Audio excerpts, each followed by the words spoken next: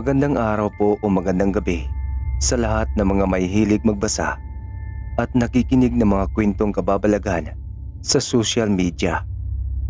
Itago na lang po ninyo ako sa pangalang Ayi upang matakpan ang tunay kong pangalan at kaligtasan ng aking pamilya at ng aking mga kaibigan na alam ang kwentong ito. Ako nga po pala ay kasalukuyang nakatira sa bayan ng Lipa, dito sa bayan ng Batangas. Hindi ko na lamang po sasabihin ang eksaktong lugar namin para na rin po sa kaligtasan naming lahat. Ako po ay 19 na taong gulang na at kasalukuyang nasa ika-2 baitang sa kolehiyo. Ang kwentong aking ibabahagi ay tungkol mismo sa aking naging karanasan at ng mga kaibigan ko. Sana po ay magustuhan po ninyo at huwag po ninyo akong husgahan sa kwento kong ito. Bilang isang millennial na nabubuhay sa modernong mundo, ay nasanay na akong kahit na anong oras ay umuwi ako ng bahay. Minsan nga'y inaabot pa ako ng umaga sa galaan. Mas gusto ko po kasi yung maglakad-lakad tuwing gabi sa kalsada na lagi kong dinadaanan. Masarap po kasi sa pakiramdam at nakakawala ng stress, lalo na kapag galing ka sa eskwelahan. Yung tipong pakiramdam mo ay malaya ka. Ganoong pakiramdam ang lagi kong nararamdaman kapag ako lang ang mag-isa ang naglalakad sa daan. Dahil madalang lang ang mga taong dumadaan tuwing gabi. Alam niyo po ba na kahit laganap na ang balita sa kabilang bayan na marami ang nawawalang kabataan, ay hindi pa rin iyon naging hadlang sa akin upang gawin ang mga bagay na gusto kong gawin. Hanggang sa dumating ang araw ng Biyernes, napagpasya namin ang mga kagrupo ko sa proyekto na gawin ito sa bahay nila Anton. Napagkasunduan din po kasi namin na doon na lamang kami magkita-kita pagsapit ng 7:00 ng gabi. Dahil nga gustong gusto ko pa ang simoy ng hangin sa gabi, ay kaagad akong pumayag sa kagustuhan nila. Guys, baka malit ako ng 1 oras ha. Dadaan pa kasi ako sa bahay ng boyfriend ko. Wika ni Isabel sa amin na may halong kaartihan ang pagkasabi. Boyfriend mong hindi naman ikaw ang gusto. Parang ikaw nga lang nakakalam na mag-boyfriend kayong dalawa eh. Pang-aasar ni Kate sa kanya dahil naiirita ito sa tuwing may gagawin silang importanteng proyekto, ay inuuna pa nito ang boyfriend na wala namang pakialam sa kanya. Kaysa naman sa'yo, hindi ka na nga na-crushback. Kapatid mo pa yung gusto ng crush mo. O ano, iiyak ka na ba? Pang-iinsulto din ni Isabel sa kanya upang gantihan ito sa pang-iinsulto sa kanya. Tumigil na nga kayo, para kayong mga baliw. Biglang sigaw ni Anton upang tumigil ang dalawa sa kanilang bangayan. Nagulat ako ng oras na yon dahil ngayon ko lang narinig si Anton na sumigaw sa tagal naming magkakilala. Ngunit ang dalawa kong kaibigan ay parang wala lang sa kanila at sabay pa sila tumingin ng matalim kay Anton at pagkatapos ay sabay rin silang sumigaw ng, "Huwag kang makialam bakla!" Sabay sigaw naman ang dalawa at kasabay noon ang kanilang pagngiti. "Nakaka-heart naman kayo ng feelings," wika naman ni Anton habang nakahawak sa kanyang dibdib. "Tara na nga, magsiuwi na nga tayo. 7:00 mamayang gabi ha. Nahahawa na kasi ako sa mga kabaliwan ninyo." Sigaw ko rin sa kanila upang matapos na ang usapang iyon. Iyon na nga ang ginawa namin at nauna na akong umalis dahil marami pa akong gagawin. Magluluto pa ako at maglalaban ng uniform at gagawin ko pa ang ibang mga assignments. Ang lahat ng ito ay gabi-gabi kong ginagawa kasi nga nagbo-board lang ako, kaya ako lang mag-isa sa boarding house at kailangan mabuhay na mag-isa na malayo sa pamilya. At habang nagmumuni-muni akong naglalakad, ay hindi ko napansin ay napadaan na pala ako sa lumang sementeryo. Doon ay bigla akong nakaramdam ng kakaibang pakiramdam. Yung pakiramdam na may nakatingin sa akin. Hindi ko alam kung coincidence lang ba yun o sadyang mabigat lang ang aking pakiramdam ng araw na yon. Hanggang nagtaasan biglang aking mga balahibo sa aking buong katawan at bigla na lamang akong nanlamig. Kaya sandali akong natigilan at pinagmasdan ang buong paligid. Hanggang sa naagaw ng aking pansin ang isang karinderya na nakatayo sa malaking puno ng akasya. Sarado ito at may nakapaskil na bukas lamang kami sa gabi. Marahil ay ito na nga yung dinadagsa ng mga tao tuwing sasapit ang gabi. Usap-usapan din na masarap at mura ang mga tinda rito. Kasama ng kanilang fried only rice na kakaiba talaga ang lasa na hindi ka talaga malulugi sa sobrang sarap. Kasama na roon ang kanilang pares na sobrang daming sahog. Hanggang sa nagpailing-iling na lamang ako at napabuntong hininga dahil gusto ko ring tikman ang mga yon. Pagkatapos ay binaliwala ko na lang ang biglaang pagtaas ng mga balahibo ko sa aking buong katawan. Habang iniisip ko na lang ng oras na yon, ay tinatakot ko na lang ang aking sarili kahit wala namang dapat nakatakutan. Kaya nagpatuloy na lang ako sa aking paglalakad patungo sa aking boarding house. Pagtingin ko sa orasan ng aking cellphone ay pasado 5:00 pa lamang ng hapon. Kaya marami-rami pa ang nakakasalamuha ko sa daang tinataha ko. Litaw pa kasi ang haring araw at maingay pa rin ang buong paligid dulot ng mga sasakyan at ng mga tindero sa daan. Subalit habang papalayo ako ay biglang may narinig akong sumisigaw at humihingi ng tulong habang ito ay umiiyak. Hindi ko mawari kung saang direksyon ang sigaw na narinig ko, kaya huminto ako saglit at pinakinggang mabuti. Hanggang sa napagtanto ko na ang sigaw na narinig ko ay nagmumula sa loob ng karinderya na nakasarado. Dahil sa sobrang curiosity ko, nilapitan kong nakasaradong karinderya na hindi batid kung ano ang mayroon doon. Umikot ako sa tindahan ng dahan-dahan upang hindi ako marinig kung may tao man sa loob nito. Hanggang sa may narinig akong umiiyak, ngunit hindi ko maintindihan ang sinasabi nito. Hanggang sa bigla na lang nawala ang busis na umiiyak at napalitan ng tunog na parang may tinatadtad na kung anong bagay sa loob ng karinderya. Doon ay muli akong nangilabot at dahan-dahan akong sumilip sa maliit na butas kung saan naroroon ang busis na bigla na lamang nawala. Hanggang sa biglang may humawak sa aking damit na kinagulat ko talaga ng sobra. Dahil paglingon ko ay mayroon akong batang nakita na nakahawak sa aking damit. Ang mukha niya ay duguan at naliligo na sa sarili niyang dugo. Ngunit ang sobra ko talagang kinatatakutan ng oras na yon ay ang kanyang ulo na malapit nang humiwalay sa kanyang katawan. Subalit hinahawakan niya ito ng isa niyang kamay upang hindi ito tuluyang mahulog sa lupa. Anong nangyari sa iyo, bata? Bakit duguan ka? Nanginginig kong sambit sa bata habang napapatras ako sa sobrang takot habang nakatingin naman ako sa kanya.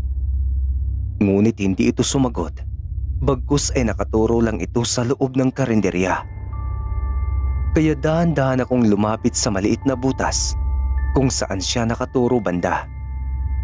Doon ay halos nakuryente ang buo kong katawan nang aking masaksihan na tinatadtad ng isang matandang babae ang katawan ng bata na wala na itong buhay. Subalit mas laking gulat ko nang makita ko ang ulo ng tinatadtad nito. Dahil ito ang batang duguan na nasa likuran ko ngayon. Kaya halos hindi na ako makagalaw ng oras na yon at halos nag-uunahan na rin ang mga luha ko na pumapatak sa lupa. Dahil sa sobrang takot na nararamdaman ko ng oras na yon.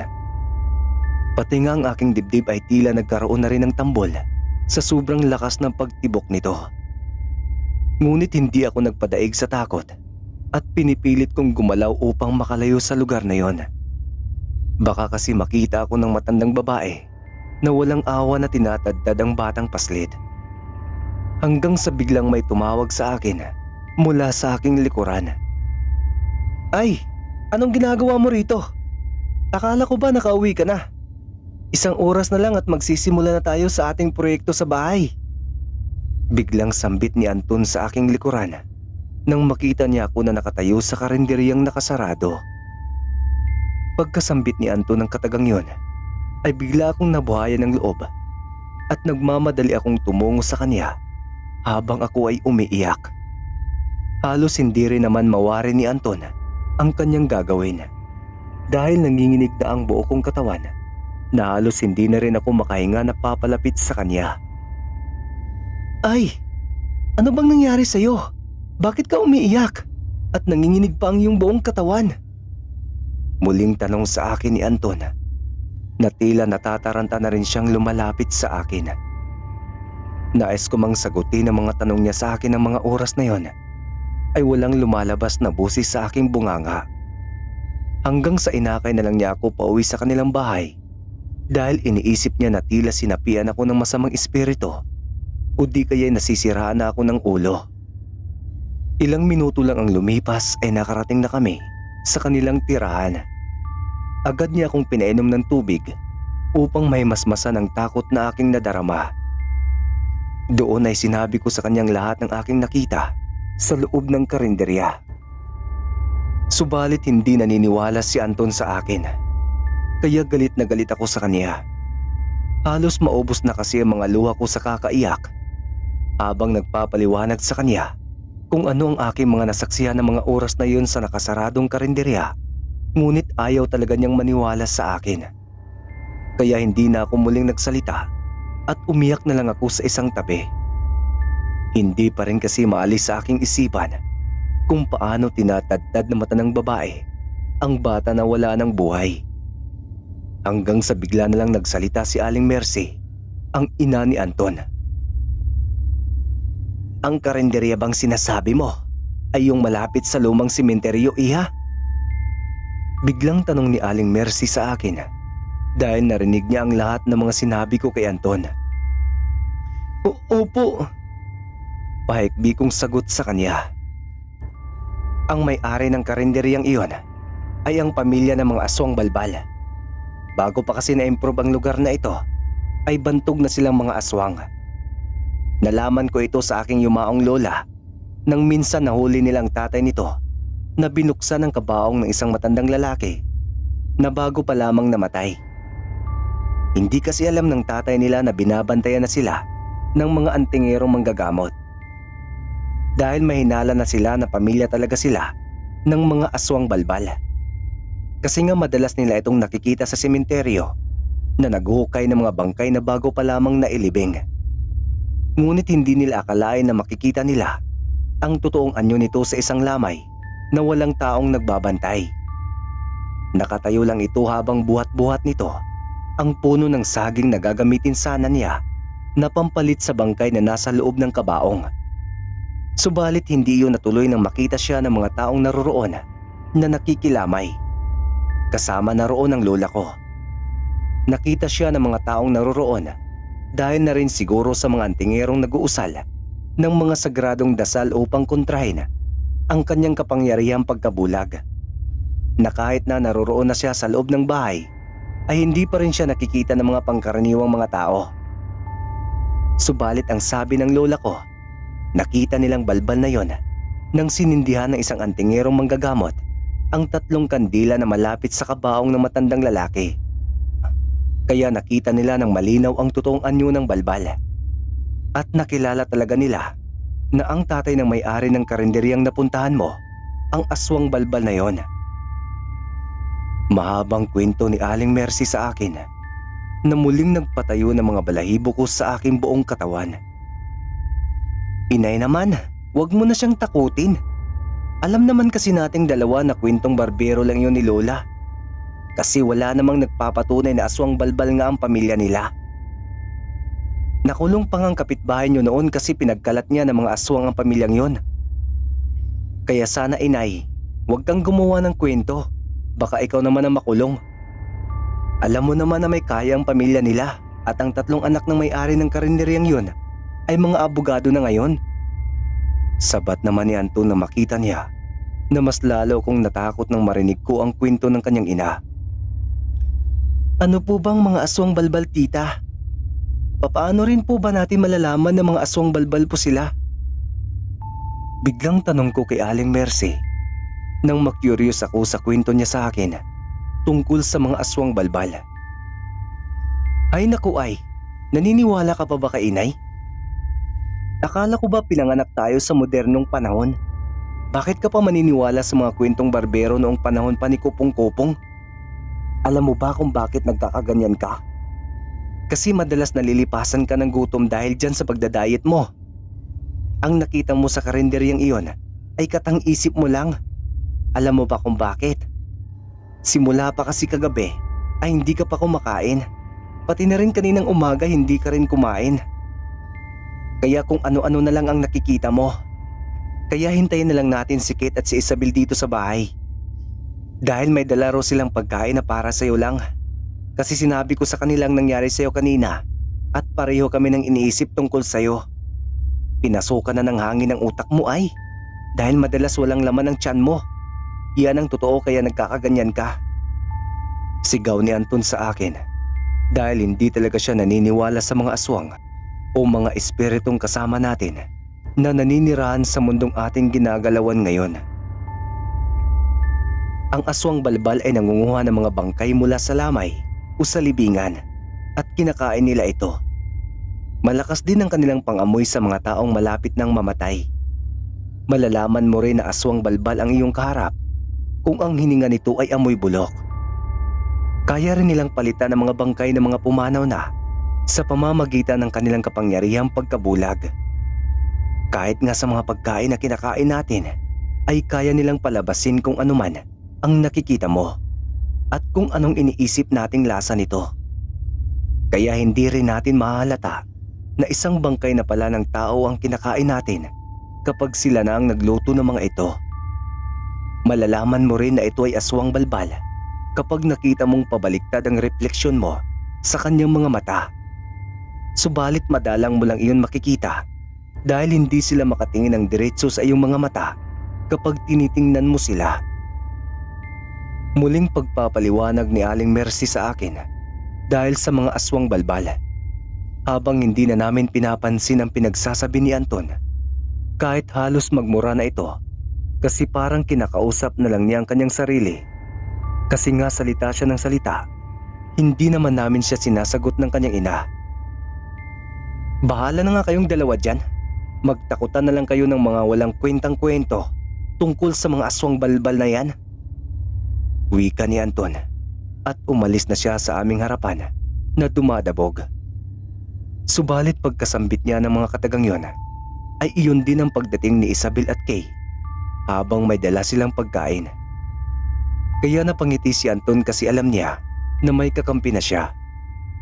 Ngunit hindi pa rin natigil ang aming usapan ni Aling Mercy dahil naniniwala siya sa aking mga kwento na hindi lamang iyon isang ilusyon.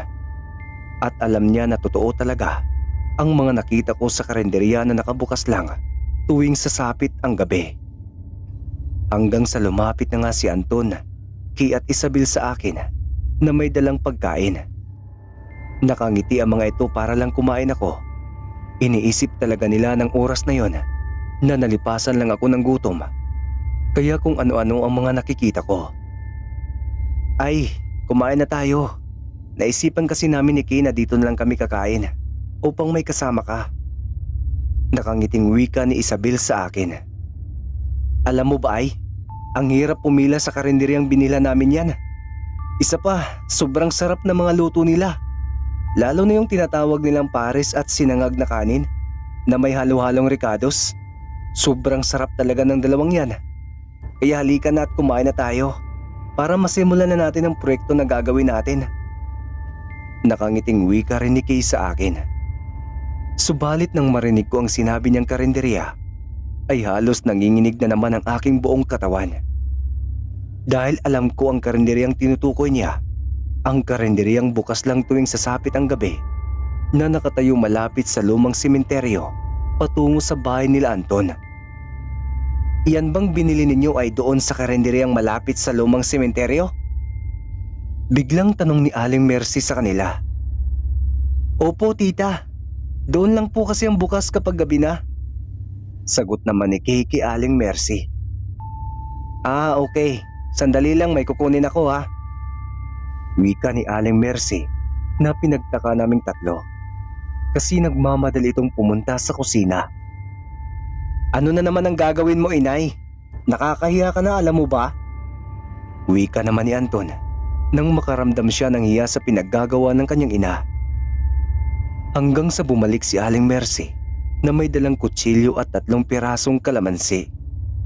Hindi namin alam kung bakit may dala siya nun, ngunit hinayaan lang namin siya kung anong kanyang gagawin. Subalit biglang nagsalita si Isabel at pinigilan siya nang makita niya ang kalamansi na hawak-hawak nito. Tita, wag mo po raw lalagyan ng kalamansi ang ulam kasi po raw mag-iibang lasa nito at magiging mapakla at maalat. Dahil nga po raw may nilagay silang secret ingredients dyan na kapag nilagyan ng kalamansi ay masisira ang secret ingredients na nilagay nila at mawawala ng sarap ang binili naming ulam.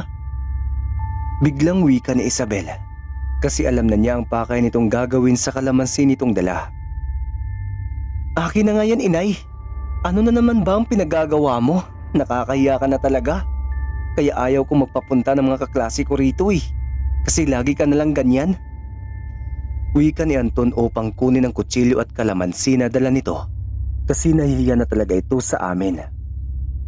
Subalit bago pa iabot ni Aling Mercy ang dala nito kay Anton, ay ako na mismo ang kumuha nito at nagmamadaling hiniwa sa 2 ang kalamansi. At agad ko itong pinatak sa ulam na may sabaw na tinatawag nilang pares.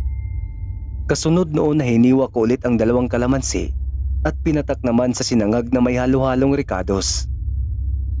Ano bang pinaggagawa mo ay? Bakit mo naman nilagyan ng kalamansi ang kakainin natin? Sinabi na nga ni Isabel na hindi dapat lalagyan ng kalamansi kasi mag-iibang lasa nito. Ginawa mo pa rin. Sigurado na talaga ako na may hangin na talaga yung utak mo. Hindi ka nakikinig. Sigaw ni Kay sa akin na kinabigla naming lahat kasi sobrang lakas ng boses nito ng oras na yon. Tingnan mo ang ginawa mo, inay. Nag-away tuloy sila.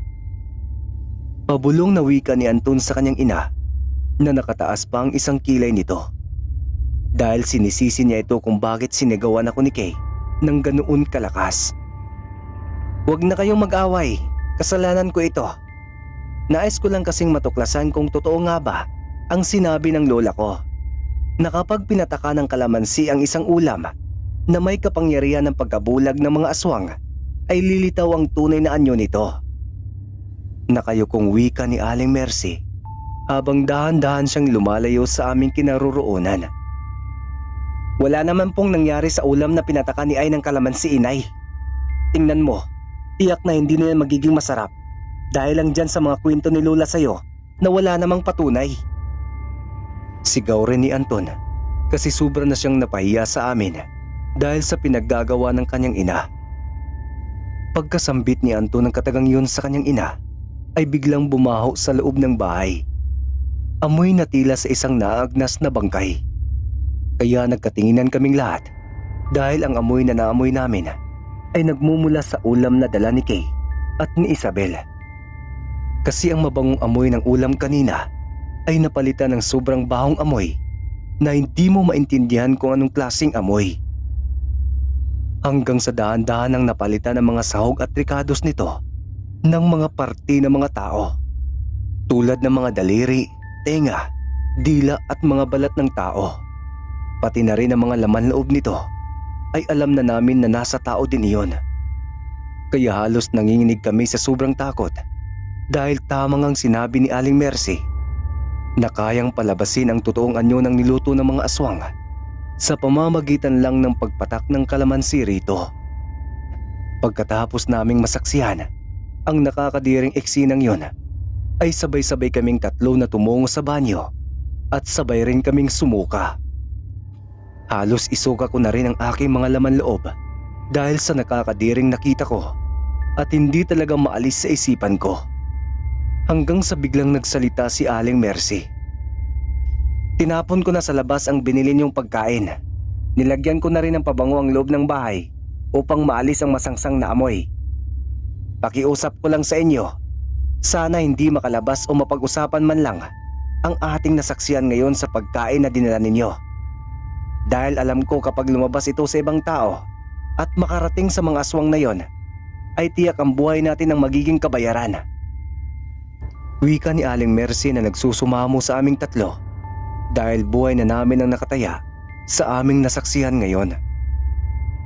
Nang marinig namin ang sinabi ni Aling Mercy, ay bigla kaming nag-iyakan at mas lalong umiyak ang kanyang anak na si Anton. Kasi nga kahit kailan ay hindi ito naniwala sa kanyang ina at lagi niya itong pinagsasabihan ng masasamang bagay kapag nagkwento na ito tungkol sa mga aswang. Subalit ngayon ay siya na mismo ang nakasaksi na tama lahat ang pinagsasabi nito. Kaya tila baka na siyang umiiyak ngayon sa sobrang kahihiyan na nagawa niya sa kanyang ina. Doon na rin siya naniniwala na hindi lang talaga tayo ang naninirahan sa mundong kinagagalawan natin. Pagkatapos ng pangyayaring yon, ay wala kaming pinagsabihan na ibang tao. Ngunit nagtataka kaming lahat dahil hindi na rin muling nagbukas pa ang karinderyang yon tuwing sasapit ang gabi. Kaya siguro nalaman na nila na alam na namin ang kanilang sikreto, kaya sila na mismo siguro ang tumigil sa pagluluto ng mga tao. Dahil ang tinapon ni Aling Mercy na ulam na binili sa karinderyang yon ay bigla na lang itong nawala sa labas ng bahay na tila isang bula. Kaya doon na namin napagtanto na sobrang lakas talaga ng pangamoy nila. Kasi kahit gaano kalayo ang tirahan nila Anton sa karinderya nila, ay naamoy pa rin nila yon. At kaagad nilang nilinis upang walang ebidensya na maiiwan na magpapatunay na aswang talaga ang kanilang pamilya. Doon ko rin napagtanto na ang batang nakita ko ay matagal nang patay. Humingi lang siguro iyon ng tulong kasi ginawang hayop ang kanyang katawang lupa ng mga aswang balbal at ginawang pagkain na tila sa isang karni ng hayop upang ipakain sa mga taong walang kamuang-muwang na katulad namin. Ang kwento pong ito ay hango sa aking karanasan. Hindi ko po kayo pinipilit kung maniniwala man kayo o hindi. Na-share ko lang po ang kwentong ito upang malaman po ninyo na hindi lahat ng kinakain natin ay karne ng mga hayop. Dahil hindi po natin alam, baka ang kinakain na natin sa mga karinderyang kinakainan natin ay karne na pala ng tao.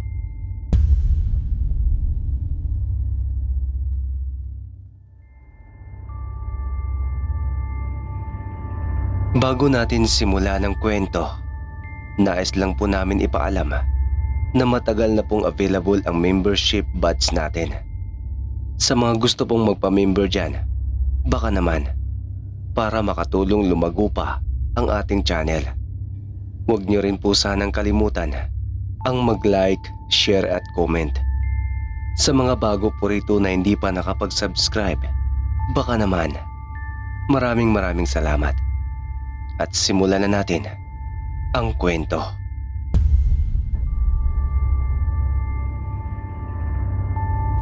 Tawagin na lang po ninyo ako sa pangalang Robinson. 31 taong gulang at kasalukuyang naninirahan sa isang liblib na baryo sa bayan ng Lupon. Mayroon akong asawa, Regine ang kanyang pangalan. Mahigit 5 taon na kaming nagsasama. Subalit hanggang ngayon hindi pa rin kami nabibiyayaan ng supling. Sa katunayan, sabik na akong magkaroon ng anak. Bagamat sadyang mapagbiro talaga ang tadhana. Sa kadahilanang kung sino pa yung taong gustong magkaanak, hindi pinagbibigyan. Ngunit yung mga taong takot sa responsibilidad at ang tanging nais lamang sa buhay ay magpasarap, yun pa ang ipinagkalooban. Mayroon pang ipinapalaglag ang sanggol o di kaya'y itinatapon pagkatapos ipanganak. Kaya minsan mapapasabi ka na lang talaga na hindi patas ang mundo. Dati naman wala akong kahit ni isang bisyo. Pero ngayon natuto na akong uminom ng alak. magsugal at manigarilyo. Siguro kaya ako nagkaganito, dulot ng panghusga sa akin ng ibang tao. Nakisyo baog raw ako, kaya hindi kami nagkakaanak ng asawa ko.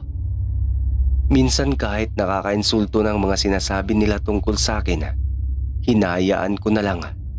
Dahil wala rin namang patutunguhan ang lahat kung sila'y aking papatulan.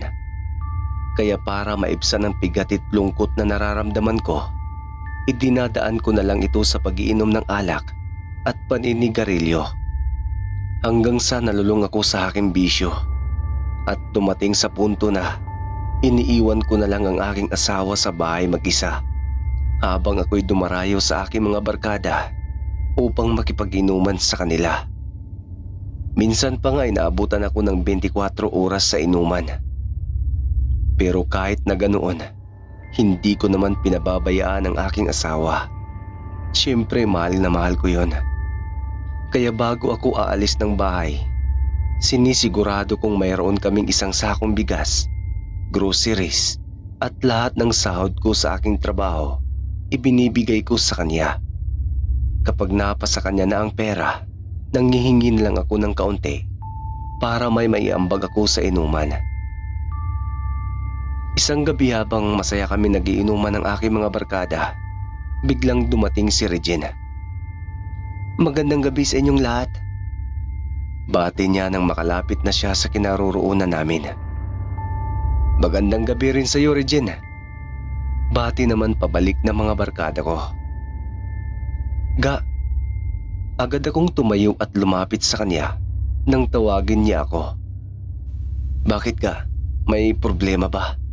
Saka bakit gabi ka nang pumunta rito? Alam mo namang delikado ng panahon ngayon, lalo na't babae ka pa. Sana kanina ka pa pumunta rito." Nag-aalalang saad ko sa kanya. "Sorry na ga, akala ko kasi uuwi ka ng maaga. Saka wala ka bang naalala ngayon?" Napaisip ako sa tanong niya. Oo nga pala. Wedding anniversary natin ngayon. Pasensya na ga, nakalimutan ko. Promise babawi ako bukas. Nakangiting sabit ko sa kanya, sabay halik sa kanyang noo. "Mga pare, pasensya na kayo at mauna na ako. Sinundo na kasi ako ng misis ko. Malay ninyo, baka makabuo na kami ngayong gabi." Biro ko pa at nagsitawanan naman sila saka tumango. "Sige pare, mag-iingat kayo. Bali-balita pa naman ngayon sa ating baryo na mayroong ungo na gumagala at nag-aabang ng bibiktimahin tuwing gabi." Paalala ni George, isa sa mga barkada ko. "Oo naman pare, salamat." Tugon ko naman, saka pagak na tumawa. Bago kami umalis ni Regina, naghanap muna kami ng langkay, ulayang dahon ng niyog upang gawing sulo. At nang makahanap na kami, 2 ang kinuha namin upang tig-isa kami. Pagkatapos ay kaagad ko itong inayos, saka sinindihan ng posporo. Tahimik lang naming binabagtas ang madilim at makipot na daan pauwi sa aming tahanan. Wala kasing buwan kaya tanging ang sulo lamang na aming dala ang nagbibigay ng tanglaw sa aming dinaraanan. Nasa kalagitnaan na kami ng aming paglalakad nang biglang mayroon kaming naaninag na bulto ng tao sa unahan. Nakatayo ito habang nakatalikod sa aming kinaroroonan. Hanggang talampakan ang haba ng buhok nito, pati na rin ang suot nitong itim na damit. Habang palapit kami ng palapit sa taong yun, unti-unti rin kaming nakakaamoy ng tila ba isang butakal na baboy. Sobrang baho nito at talagang nakasusulasok sa ilong ang amoy. Nakaramdam akong parang hindi normal ang mga nangyayari. Kaya bago pa man kami makalapit sa kung sino mang yung humarang sa amin, mabilis kong kinuha ang itak na nasa aking tagiliran. Palagi kasi akong may dalang itak kapag pumupunta ako sa inuman. Pagkatapos ay nilagyan ko ng laway ang aking hintuturo, saka ipinahid na pormang krus sa aking itak. Sabay sinya sa aking asawa na ako na munang mauuna at huwag muna siyang sumunod. Sumang-ayon naman si Regina. Kaya dahan-dahan akong naglakad patungo sa nilalang na yon. At kaagad din akong huminto nang mapagtanto kong 2 metro na lamang ang layo namin sa isa't isa. "Hoy, sino ka? Bakit ka nakaharang sa daraanan namin?" Pasigaw kong tanong upang lumingon ito. Hindi naman ako nabigo sapagkat wala pang ang ilang segundo ang lumipas. Bigla na lamang itong humarap at labis na lamang ang aking pagkasindak nang masilayan ang kabuwang itsura nito. Diyos ko, siya na bang napapabalitang ungo sa aming baryo? Usisa ko sa aking isipan, saka bagyang umatras. Walang kibuang nilalang na nasa aking harapan. Bagkus ay tinitigan lang ako nito ng nakakatakot. Hanggang sa hindi ko namamalayan na unti-unti na pala akong nahipnotismo. Nabalik lamang ako sa realidad nang nahulog sa aking paang bitbit kong itak. Saka nabitawan ko rin ang sulo na aking dala. At nang tuluyan na akong natauhan, kaagad kong pinulot ang itak at pinabayaan na lamang ang sulo na nasa lupa. Pagkatapos ay nilingon ko ang aking asawa. Regine, humiga ka sa lupa at tumihaya ka. Bilis! Sigaw ko sa kanya. Batid kong naguguluhan siya sa nangyayari. Ngunit hindi na siya nagmatigas pa at agarang sinunod ang aking sinabi. Kahit na anong mangyari, huwag na huwag kang tatayo hanggat hindi ko pa sinasabi ha. Pahabol ko pang sigaw, sabay balik ng atensyon sa nilalang na nasa aking harapan. Ngunit hindi ko inaasahang iwinasiwas niya pala ang kanyang mahaba't napakabahong buhok at ipinatama ito sa akin. Hindi ko ito naiwasan dulot ng pagkabigla, kaya dumiretso ang ibang hibla ng kanyang buhok sa aking liig at pumulupot. Nasasakal ako sa kadahilan ng unti-unting humihigpit, kaya ang ginawa ko'y hinawakan ng kanyang buhok, saka pinutol ito gamit ang itak na nasa kaliwang kamay ko. Napadaing naman ang ungo sa sakit matapos kong putulin ang kanyang buhok na pumulupot sa aking leeg. Ibig lang sabihin ito ang kanyang kahinaan. At kapag tuluyan ko itong naputo lahat, ay sigurado akong mayroon siyang kahihinatnan. Akmang susugurin ko na ang nilalang nang bigla itong naglaho sa aking harapan. Lumingon ako sa aking likuran subalit wala rin ito roon. Kaya ibinalik kong muli ang aking tingin sa harapan. At ganoon na lamang ang aking pagkagulat nang nasa malapitan ko na ito, habang abot tengang ngiting nakakatakot na nakatingin sa akin. Kinalmot niya ang aking mukha gamit ang mahahaba't matutulis niyang mga kuko, sabay tulak sa akin na naging sanhi ng aking pagkatumba at maihagis ang itak na nasa kamay ko. Kinubabawan niya ako sa kasinakalang aking leeg gamit ang kanyang mga kamay. Pagkatapos ay ipinasok niya sa aking ilong, tenga at bibig ang ibang hibla ng kanyang buhok.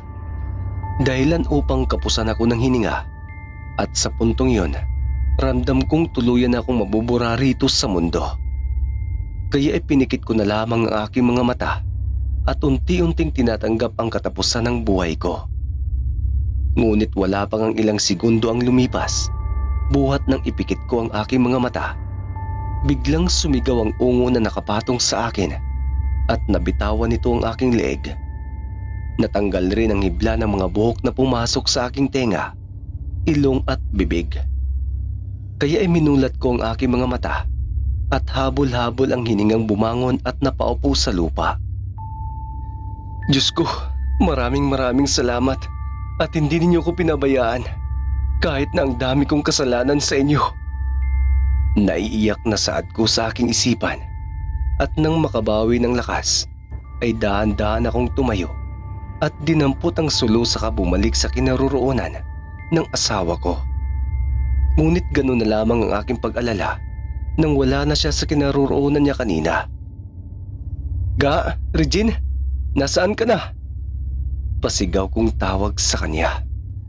Ngunit mas lalong nadagdagan ang aking pag-alala nang ilang minuto nang lumipas wala pa rin ito. Ga, nasaan ka na? Huwag mo naman akong pag-alalahanin ng ganito. Promise, simula ngayon, hindi na ako iinom. Sinabi mo yan, ha? Dinig kong busis na nagmumula sa aking likuran. Dahilan upang gulat na gulat akong napalingon dito. Ga, tinakot mo naman ako eh. Saan ka ba galing? Di ba sabi ko huwag kang aalis dito? Sobrang nag-alala tuloy ako sa'yo. Nakita ko kasing nahihirapan ka na. Kaya dahan-dahan akong lumapit sa kinaroroonan ninyo ng nilalang at kinuha ang itak na nabitawan mo kanina.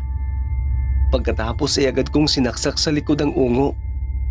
Kaya napasigaw ito sa kaagarang tumakbo. At dahil hindi pa ako nakontento, hinabol ko ito hanggang sa makarating ako sa bahay niya. Paliwanag niya sa akin.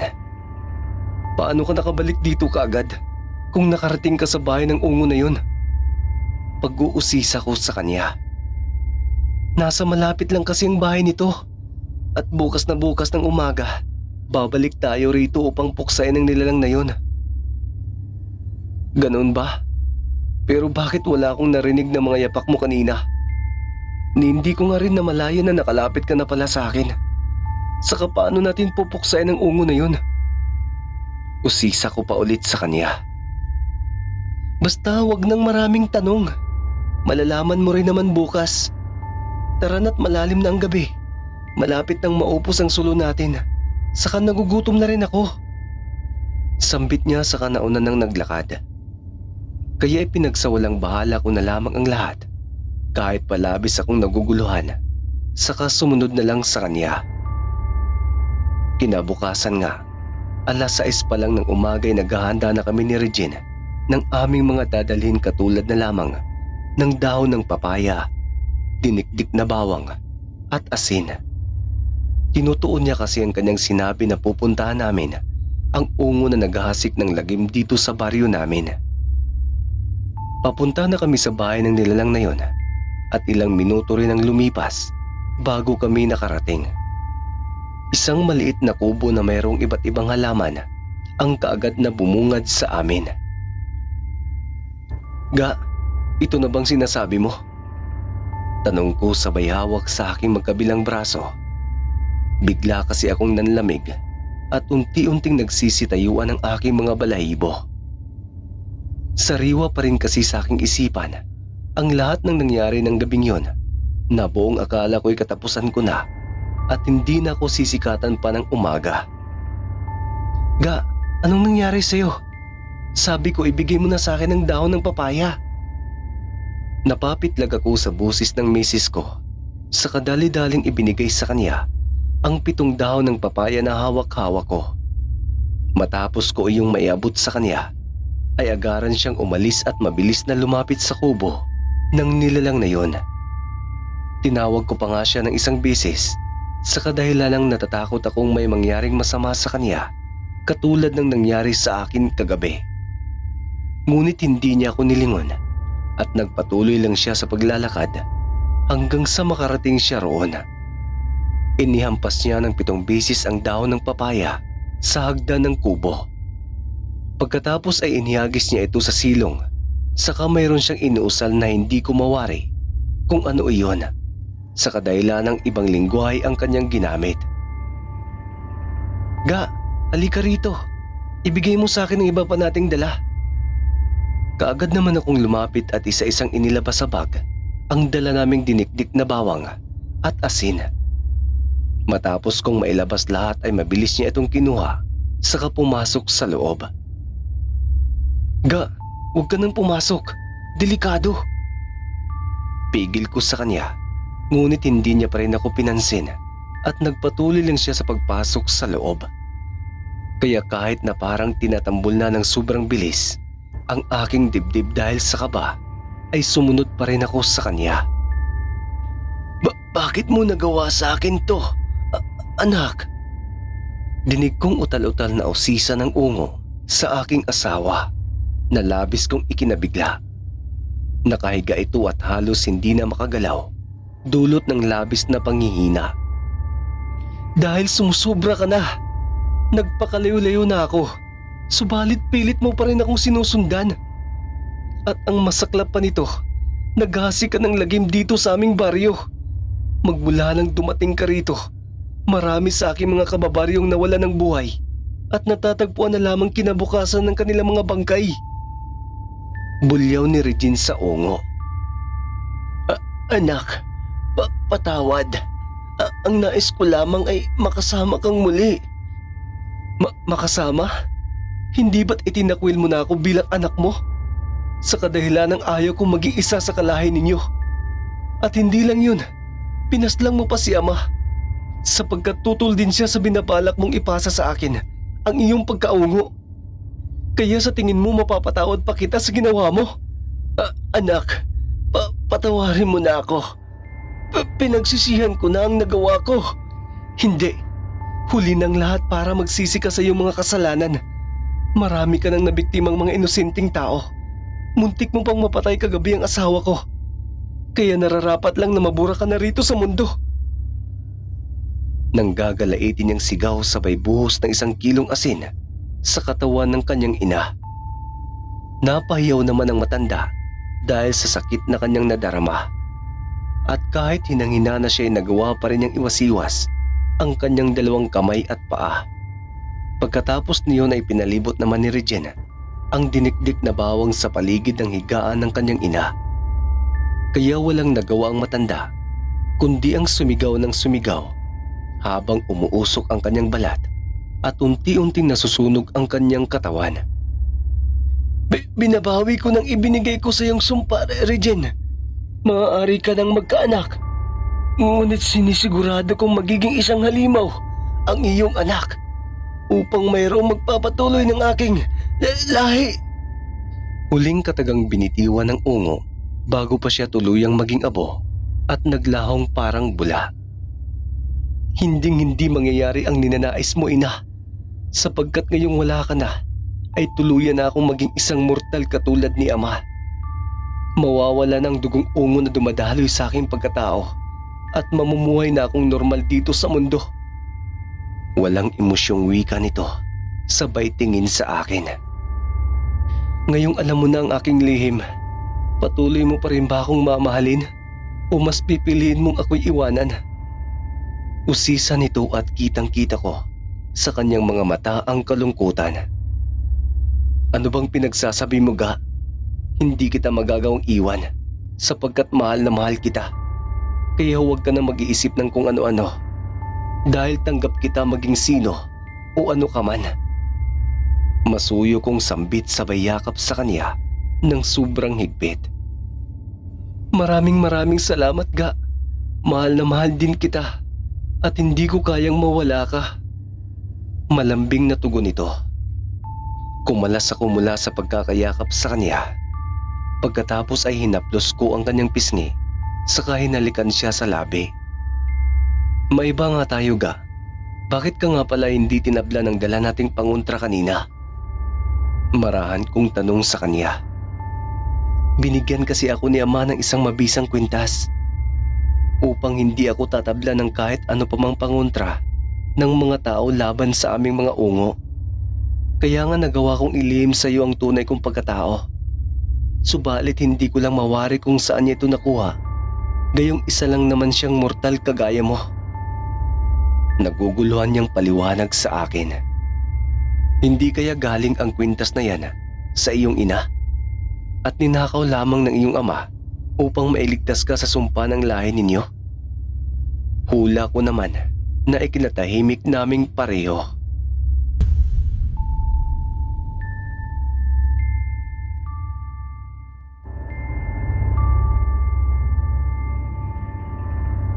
Magandang araw po, kalakbay, at sa inyong mga taga-subaybay.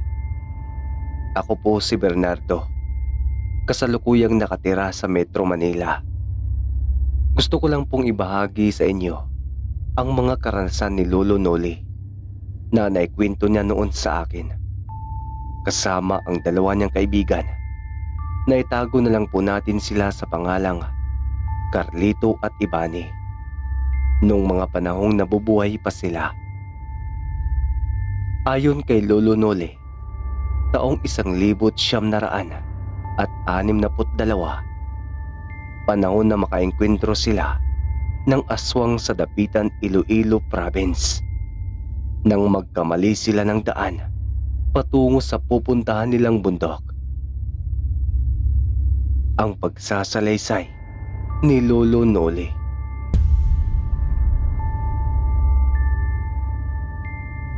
Minaigi ni Carlito na umiwas sa mabagal na trapiko at dumaan sa magubat na rota. Inaayos ko ng mga sandaling yon ang mga dala ko nang makapansin ako ng kakaiba sa dinaraanan namin. Agad ko naman yung sinabi kay Carlito, ngunit isinantabi niya ang mga puna ko sa daang tinatahak niya at nagpatuloy hanggang mawala sa paningin ko ang mga bahay-bahay. Padilim na ng mga oras na yon, kaya maririnig na sa paligid ang kuliglig ng mga panggabing insekto. Binagala na ni Carlito ang pagmamaniho habang palingalinga kami ni Ebony sa paligid. Nagbabaka sakali kami na may makitang bahay o tao na maaari naming mapagtanungan. Maya-maya pa nakakita ako ng babae. Pinara kami nito mula sa malayo. Nakasuot ng blusang puti at natatakpan ng mahaba niyang buhok ang kanyang mukha. Huminto sa pagmamaniho si Carlito para sana magtanong sa babae nang bigla itong sumakay ng hindi umiimik sa kotse. Naupo siya sa likuran namin ni Ebony. "Saan ka po paparoon?" Naitanong na lang agad ni Carlito at ini-start muli ang kotse. Parang wala siya sa sarili ng oras na yon at nagpatuloy sa pagmamaniho. Hindi sumagot ang babae sa tanong ni Carlito. Tanaw ko siya na tahimik habang pinipiga-piga ang sariling kamay ng nakayuko. Maya-maya pa nababahala na ang kilos niya. Hindi na siya mapakali at bigla na lang tatawa at iiyak bago nagpalingalinga sa paligid nang makarating kami sa kalsada. Ewan ko ba kung ano at paano nagkaroon ng kalsada roon sa masukal na gubat. Nakapagtataka talaga. Kumurap lang yata ako at sa pagdilat ng mga mata ko, binabaybay na namin ang madilim na kalsada. Ilang sandali pa'y nasinda kaming tatlo sa lakas ng busis ng babae. "Simbahan lang po ako," sigaw niya at dinuro-duro ng hintuturo ang malaking puno. Simbahan?" Sabay-sabay na sagot ni Ebony at Carlito na siyang nagbigay kilabot at pag-alala sa akin. Kaya tiningnan ko ang babae sa likuran na halos balisa na at natataranta. Magsasalita pa sana ako nang bigla niya akong unahan. Haro Metropolitan Cathedral," anya sa kulob na tinig. "Ha?" Sabay muli na sabi ni Carlito at Ebony. "Haro Metropolitan Cathedral," inulit-ulit ng babae hanggang 9 na beses. Maya-maya pa hindi na tumigil ang babae sa paulit-ulit niyang sinasabi. Palakas ng palakas ang boses niya. Kumapal na rin bigla ang puting usok sa paligid at natatabunan ang dinaraanan namin. Dahilan ng malakas na pagpreno ni Carlito nang maaninag niya ang malaking puno. Halos mag-agaw hininga kaming tatlo sa kaba. Tumalon sa nerbiyos ang aming damdamin. Nanginginig kami sa takot habang tulala sa harap ng malaking puno. Sa likod nun nakita namin ang sirang simbahan. Hindi kami pamilyar sa lugar, kaya hindi namin kilala ang nilumaang simbahan na yon. Bumaba kaming tatlo at sinuri ng malapitan ang gumuhong simbahan. Nagbabaka sakali kami na may maabutang tao roon na makatutulong sa amin. Subalit binalot kami ng hilakbot at matinding takot nang makarinig kami ng nakapangingilabot na tunog mula sa himpapawid. Tila may malaking ibon na paparating kung saan kami nakatayo. Kaya dagli kaming nagsipasok sa kotse at wala na ang babae nang makabalik kami sa loob. Hindi na namin siya hinanap pa at agad na nagmaniho si Carlito paalis sa nakakatakot na sirang simbahan. Muli naming binaybay ang madilim na daan hanggang may matanaw kaming bahay sa kanto. Huminto kami roon para magtanong sa matanda na nagsisiga ng tuyong dahon. Saan po ba banda dito ang Haro Metropolitan Cathedral? Biglang nanlaki ang mata ng matandang lalaki nang marinig iyon. Nagtaka rin kami ni Ibane kung bakit iyon ang tanong ni Carlito sa matanda. Sa halip na itanong kung saan kami maaaring makahanap ng mapagpapahingahan. Mga iyo, anong pakay ninyo? Ano ang kailangan ninyo sa simbahang yon? Alam ba ninyong mapanganib doon? Ani ng matanda ng biglang pagtaas ng mga balahibo ko sa katawan. Itinayo ang katedral taong 1874, subalit winasak ng kalamidad. Sinira ng bagyong Kaykay ang Haro Metropolitan Cathedral nitong 1948. At ito ang pinaniniwalaang pinamumugara ng mga aswang at hindi matahimik na kaluluwa. Dagdag pa nito at iniabot sa amin ang bagay na nakabalot pa sa papel. Isang kandila. Hindi muna kami umalis sa bahay ng matanda. Ipinagpabukas namin ang pagpapatuloy sa biyahe dahil naaabutan kami ng malakas na ulan at dahil na rin sobrang dilim ng daan. Ganoon pa man hindi naalis sa isipan ko ang babaeng nakisakay sa amin patungo roon sa tinutukoy niyang simbahan. Naikwento ko pa iyon kay Tatang Salve habang sinisindihan ko ang kandila sa silid na nirekomenda niya sa amin. Siyam-siyam, sa pagkakaalam ko, espiritu ang babaeng nakisakay sa inyo. Hindi naman siya mapinsalang multo. Subalit dinala niya kayo sa pugad ng mga aswang. Sigurado akong balbal ang babaeng yon at nagpapanggap na espiritu para itago ang pangit niyang kasarian. Mabuti na lamang at dagli kayong umalis doon at napadpad dito. Mabilis na sabi ni Tatang Salve. Nabigla kami sa nakatatakot na kwento ni Tatang Salve. Ilang saglit pa, niyakap ako ng mabigat na enerhiya. Bigla na lang akong napagod. Nangihina ako habang pinapagpag ni Tatang ang maalikabok na katre. Ganoon din sila Carlito at Ibane na agad nawala ng malay. Tila pinatutulog sila ng usok ng kandila. Hating gabi na, hindi pa rin ako mapalagay. Hirap ako sa paggalaw at pawis na pawis kahit malamig ang hangin. Iwan ko ba kung bakit parang pagod na pagod ako. Ilang saglit pa habang pinipilit kong bumangon. Nakita ko sa silid pahinga ni Tatang Salve ang lumang larawan ng babae na nakaipit sa dingding. Kung hindi ako nagkakamali, siya yung nakisakay sa amin doon sa kagubatan. Bumilis ang pagpintig ng aking puso nang magbukas ang pintuan at iniluwal si Tatang Salve kasama ang umiiyak na babae kanina sa larawan. Tila sinakal ako sa takot bago nagkunwaring walang malay. Ilang saglit pa hinila ni Tatang Salve si Ebane palabas sa silid. Hindi ko alam kung anong balak ng matanda. Pinilit kong bumangon kahit nahihirapan. Maya-maya pa, bigla akong tumalisob sa sahig. At nang mamatay ang nakasinding kandila, unti-unting sumigla ang katawan ko. Hingal ko na ginising si Carlito at nagkukumahog akong tumakbo para iligtas si Ebane. Nakasalukuyang hinihila ni Tatang Salve papasok sa nagtataasang mga puno. Ini-start ni Carlito ang kotse. Agad akong sumakay at dinuro ang direksyon kung saan ko huling nakita si Ebane. Binulaga kami ng babaeng multo nang bumukas ang ilaw ng sasakyan. Napaharurot ng pagmamaniho si Carlito hanggang maabutan namin si Tatang sa talahiban. Bumaba ako sa kotse at nagmamadali akong tumakbo para sagipin si Ebane. At nang makalapit na ako sa kanila, hindi ako nagdadalawang isip na suntukin ng matanda na siyang pagbagsak niya sa damuhan. Wala pa ring malay si Ebane nang makalapit ako sa kanya.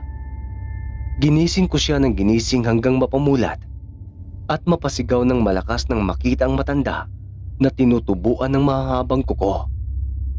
Tinubuan din siya ng makapal na balahibo sa katawan, kasunod ang paghaba ng kanyang nguso. Hila-hila ko si Ebony habang tumatakbo palayo sa matandang aswang. Tumakbo ng tumakbo hanggang makarating sa kotse. Bilis, Carlito! Umalis na tayo rito! Natataranta kong sigaw. Naglalakad ang aswang papalapit sa sasakyan habang pinipilit ni Carlito na i-start ang makina. Maya-maya pa tagumpay niyang napagana ang kotse at binangga ang papalapit na aswang. Bilis! Umalis na tayo rito! Sigaw rin ni Ebony, kasunod ang paglaho ng multo ng babae na kanina pa nakasilip sa gilid ng malaking bato. Hindi nga ako nagkamali ng hinala sa pulsa simula nang makausap niya si Carlito. Aswang si Tatang Salve at multo naman ang babae sa bahay niya. Ganoon pa man, sa halip na magpalamon kami sa takot at pagkabahala, hinalungkat namin ni Ebony ang mga gamit namin sa kotse. Naghanap kami ng matutulis na bagay na magagamit na sandata laban sa aswang. Anong nangyayari? Bakit? Naudlot ang sasabihin sana ni Carlito nang bumangga ang sinasakyan naming kotse. Tumama ang ulo ko sa upuan habang si Ebony ay duguan. Napila siya ng hawak niyang kutsilyo sa tagiliran. Iniunat ko ang liig ko. Natanaw ko si Carlito na sapu ang dumudugong ulo at ang puting usok sa basag na salamin ng sasakyan. Kumapal pa ang usok hanggang wala na akong makita na kahit ano sa daan. Muli akong dinapuan ng matinding takot at ilang saglit pa nakarinig kami ng kakaibang pagtangis. Tiyak ko na nagaling iyon sa taas ng kotse. Kumalampag ang nilalang doon at kinalmot ang bubong. Sigaw kami ng sigaw hanggang patakbuhin ni Carlito ng paatras ang sasakyan at dumiretso sa kawalan. Hindi ko na alam ang susunod na mangyayari sa amin, kaya hinigpitan ko na lang ang kapit sa upuan sakaling bumangga kami. Makapal na usok kasi ang bumabalot sa daan. Halos maluha kami sa takot nang maabutan kami ng aswang. Naroon ulit ito sa bubong at binubutas gamit ang tulis niyang mga kuko. Dagli naming inalis ang pagkahigpit ng yakap ng seatbelt sa aming mga katawan para sana tumalon sa kotse nang biglang bumangga ang sinasakyan naming kotse sa malaking puno. Tumilapon ako mula sa labas ng sasakyan at nagtamo ng mga sugat sa katawan. Tanaw ko naman si Carlito na bumababa ng sasakyan, sapu ang dumudugong ulo, habang si Ebony naman ay nasa loob pa rin ng kotse. Ilang sandali pa ay nagawa ko ng makatayo.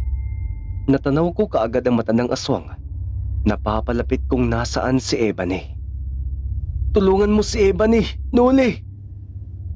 Sigaw ni Carlito habang paiga-igang naglalakad. Nasa harapan na pala kami ng luma at sirang simbahan. Mula sa gilid namin tanaw ko ang napakaputing babae. Umiiyak ito na nakaupo habang itinuturo ang isang direksyon sa akin. Dagli ko munang sinagip si Ebony sa kotse. Lumayo kami kaagad na makalapit sa amin si Carlito. Sandaling nanatili ang aswang doon sa likod ng malaking puno nang sumikat ang bilog na buwan.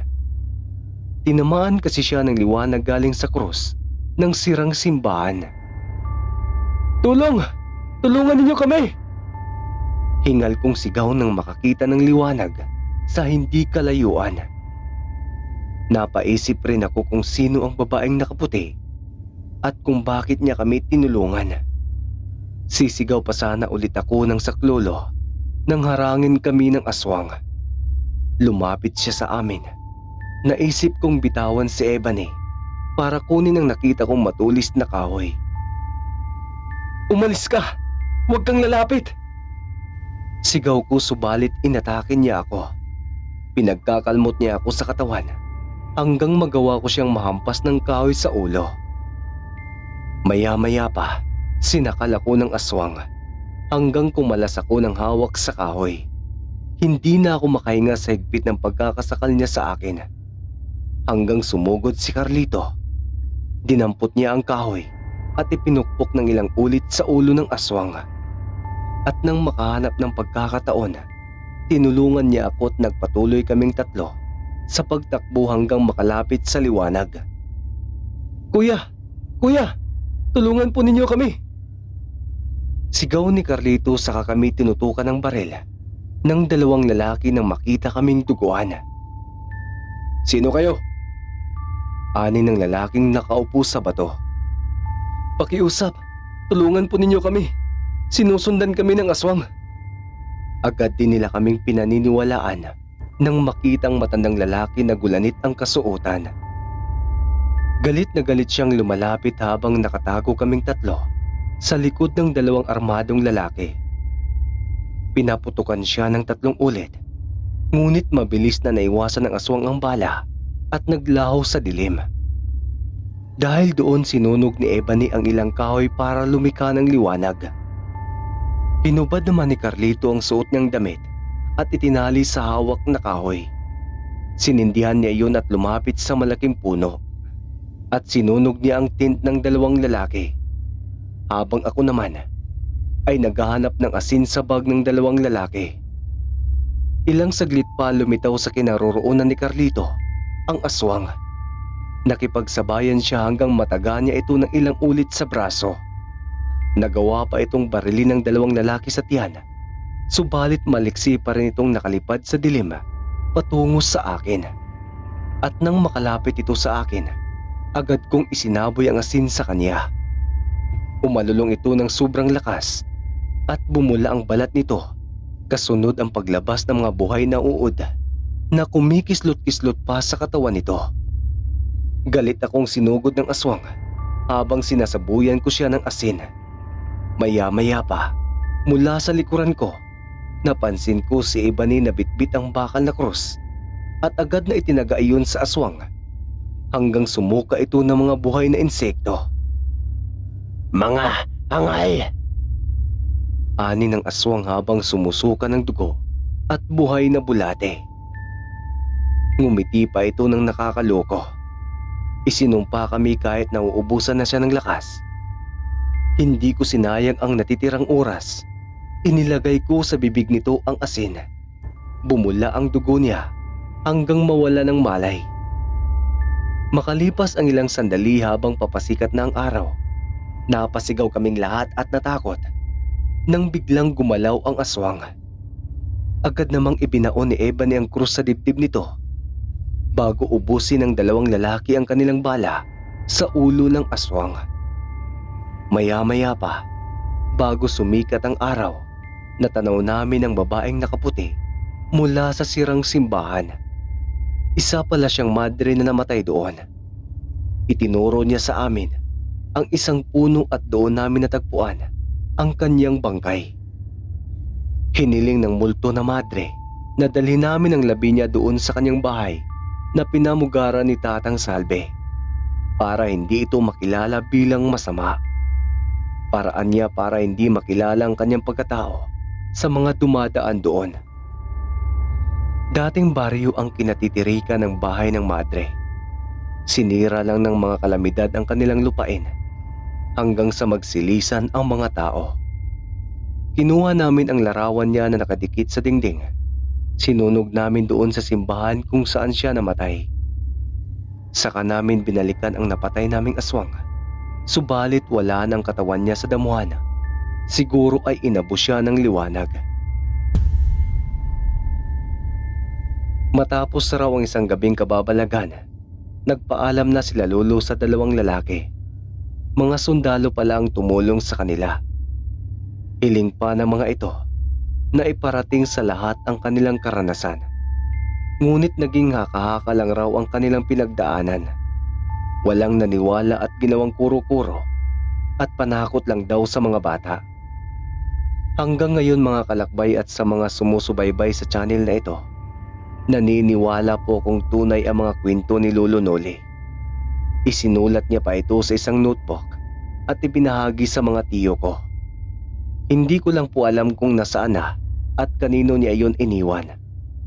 Ang alam ko lang, ay baka napanawan na rin ng kalamidad dahil sa tanda ng panahon. Matagal na panahon na rin ang nakaraan at muli nang naitayo ang simbahan ng Haro Metropolitan Cathedral noong 1956 na naging sikat ngayong kasalukuyan at dinarayo ng mga turista. Sigurado po ako na anuman ang haka-haka at kwento ang maiulat ngayon tungkol sa kasaysayan ng simbahan, isang bagay lang po ang aking pinaniniwalaan.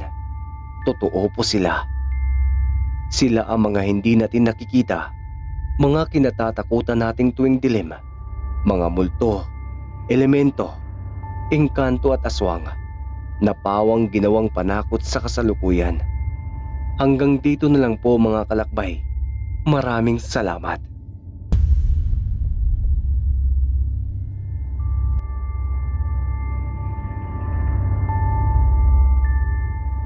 Mapagpalang araw mga kalakbay. Ang ibabahagi ko pong kwento sa inyo ay tungkol sa aswang na kumakain ng bangkay. Mayroon itong matalas na hubog na mga kuko at matatalas na matulis ng ngipin at malaproboskis na dila. Lumilipad ito sa kalangitan kapag gabi, parang lumilipad na ardilya.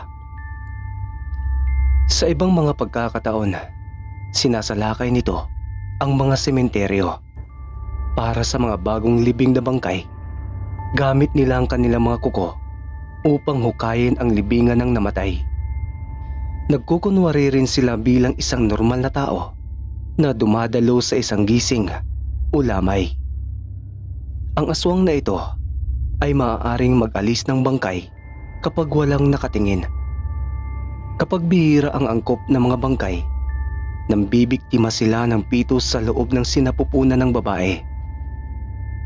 Ang aswang na ito ay kilala sa tawag na bulbol o balbal na nagkakalat ng sakit sa mga nayon at kumakain ng mga laman loob ng mga patay sa sementeryo.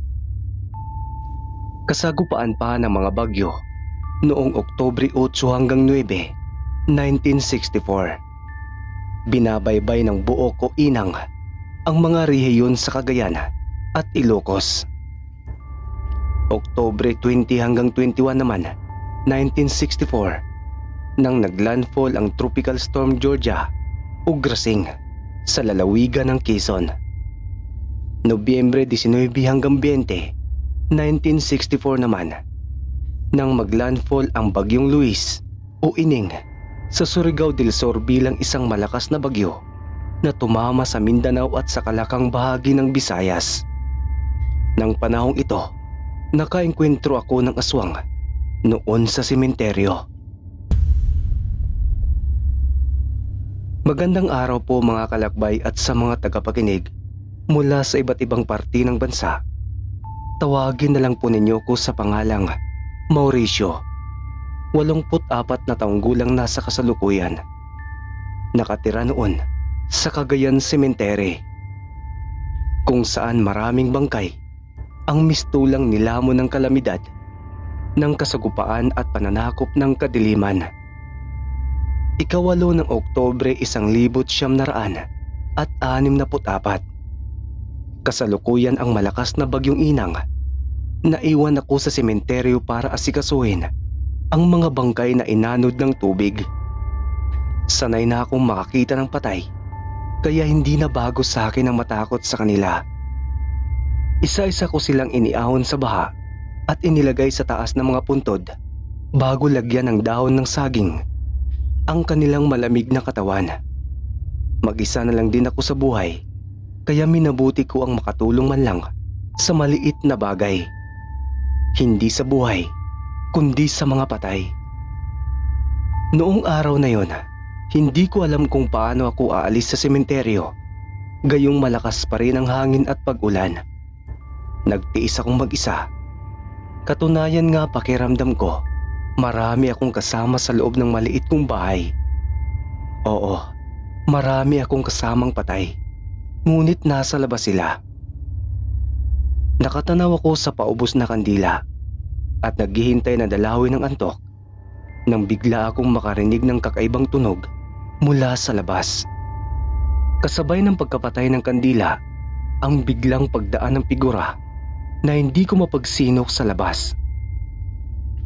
May tao yata doon Saad ko pa sa aking isipan. Dahan-dahan akong dumungaw sa sirang bintana para silipin kung sino ang naroon. At doon ko nakita ang lalaking kumakain ng laman loob ng patay na nakatungtong sa taas ng puntod malapit sa kalsada. Pinagpiestahan niya ang mga inahon kong bangkay mula sa baha. Kinain niya ang mga ito at maya-maya tumalon ng mataas. Lumipad ito kasabay ng kidlat ang kanyang paglaho sa dilim.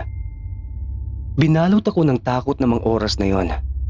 Wala akong nagawa kundi ang magtaklob ng nabasang kumot sa katawan hanggang sa makatulog sa pag-iisip.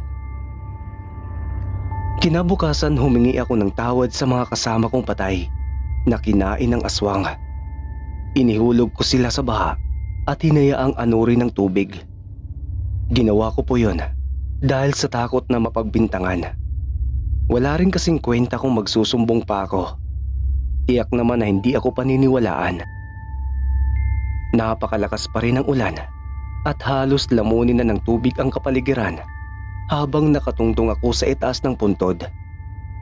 Naghihintay at nagbabaka sakaling may dumaang tao. Hindi ako nawala ng pag-asa hanggang sa may nakita akong batang lumalangoy sa sapa. Siguro 15 taong gulang siya noon. Agad akong lumusong para sakluluhan ang bata. Gamit ang mahabang kahoy, nasagip ko siya. Itago na lang natin siya sa pangalang Isagani. Noong araw na yon, gumuho ang bundok at inanod ng baha ang mga puno't ilang bahay. Maswerte si Isagani at hindi siya inabutan ng malakas na pagbuhos ng ulan noong araw na yon. Magpahinga ka muna riyan. May mga pagkain ako dyan sa loob. Kumain ka at magpalakas. Ani ko at binuhat ang bangkay ng babae. Inilagay ko siya malapit sa aking bahay. Ika-20 ng Oktubre, Bagyong Grasing, nang maisipan ko na ilipat ang mga patay sa iisang puntod na may bakal na harang. Kailangan kong masiguro ang kaligtasan nila kahit napatay na sila. Kailangan nilang maging ligtas sa aswang. Maya-maya pa, tinulungan ako ni Isagani. Napabilis ang paglipat ko sa mga bangkay sa iisang puntod na may bakal na harang. Ilang sandali kaming nagbabad sa ulan at sabay naming pinagmasdan ang galit ng kalangitan na walang hinto sa pag-iyak. "Kuya, mag-isa ka lang po ba?" Naitanong niya sa akin nang biglang pag-ahon ng bagong libing na ataol malapit doon sa kalsada. Hindi ko muna siya sinagot. Inilipat ko muna ang ataol sa likod ng aking bahay. Hindi ako nag-iisa, Isagani. Kasama ko sila. Sabat ko at dinuro ang mga patay. Hindi na siya nagtanong pa. Agad siyang nagubad at nagsuot ng damit na lagpas sa kanyang tuhod. Ikinuwento ko rin sa kanya ang tungkol sa lalaking nakita ko na kumakain ng patay. Alam ko rin kasing itatanong niya iyon sa akin dahil itinago ko sa iisang puntod ang mga labi. Hindi natakot si Isagani sa mga nakakapangilabot na inilahad ko sa kanya ukol sa nasaksihan ko nitong ika-8 lang ng Oktubre. Para bang hindi na bago sa kanya ang ganoon. "Hindi ako natatakot sa aswang, kuya. Mas nakakatakot ang tatay ko." Anya pa at biglang umiyak. Hindi na ako nagtanong pa at pinatay ko na ang gasera at nahiga na sa tabi niya. 2:00 ng madaling araw, ika-21 ng Oktubre. Muling bumalik ang aswang para kumain ng patay. Hindi ko alam kung bakit dinapuan ako ng matinding hilakbot. Natakot ako hindi para sa mga patay, kundi para kay Isagani. Palihim akong umalis sa kinahigaan ko para masaksiyan ang gagawin ng aswang. Nagtago ako sa malaking bato. Hawak-hawak ang isang itak. Handa ako anumang oras para lumaban. Ipaglalaban ko ang mga patay kahit hindi nila ako mapapasalamatan. Iyon ang tumatak sa isipan ko na magandang gawin bilang tagapangasiwa ng sementeryo. Hoy! Anong ginagawa mo riyan? Sigaw ko nang nakatutok sa aswang ang hawak kong itak. Ngunit hindi niya ako pinansin. Ipinagpatuloy nito ang pagsira sa bakal na harang kung saan ko inilagay ang mga bangkay. Halimaw! Umalis ka riyan! Ani ko pa at lumapit na sa kanya. Hahatawin ko na sana siya ng itak nang bigla niya akong sugurin. Pinagkakalmot niya ako sa iba't ibang parte ng aking katawan. Nagsusumigaw ako ngunit hindi niya ako tinigilan. Nilasap pa nito ang kuko na may dugo ko. Mas masarap pala ang sariwa kisa sa patay. Nakangiti nitong sambit bago ibinaon sa binti ko ang kanyang matalas at matulis na kuko. Tumawa ito ng nakakaloko at sarap na sarap nitong pinanunood kung paano ako masaktan. Magbabayad ka!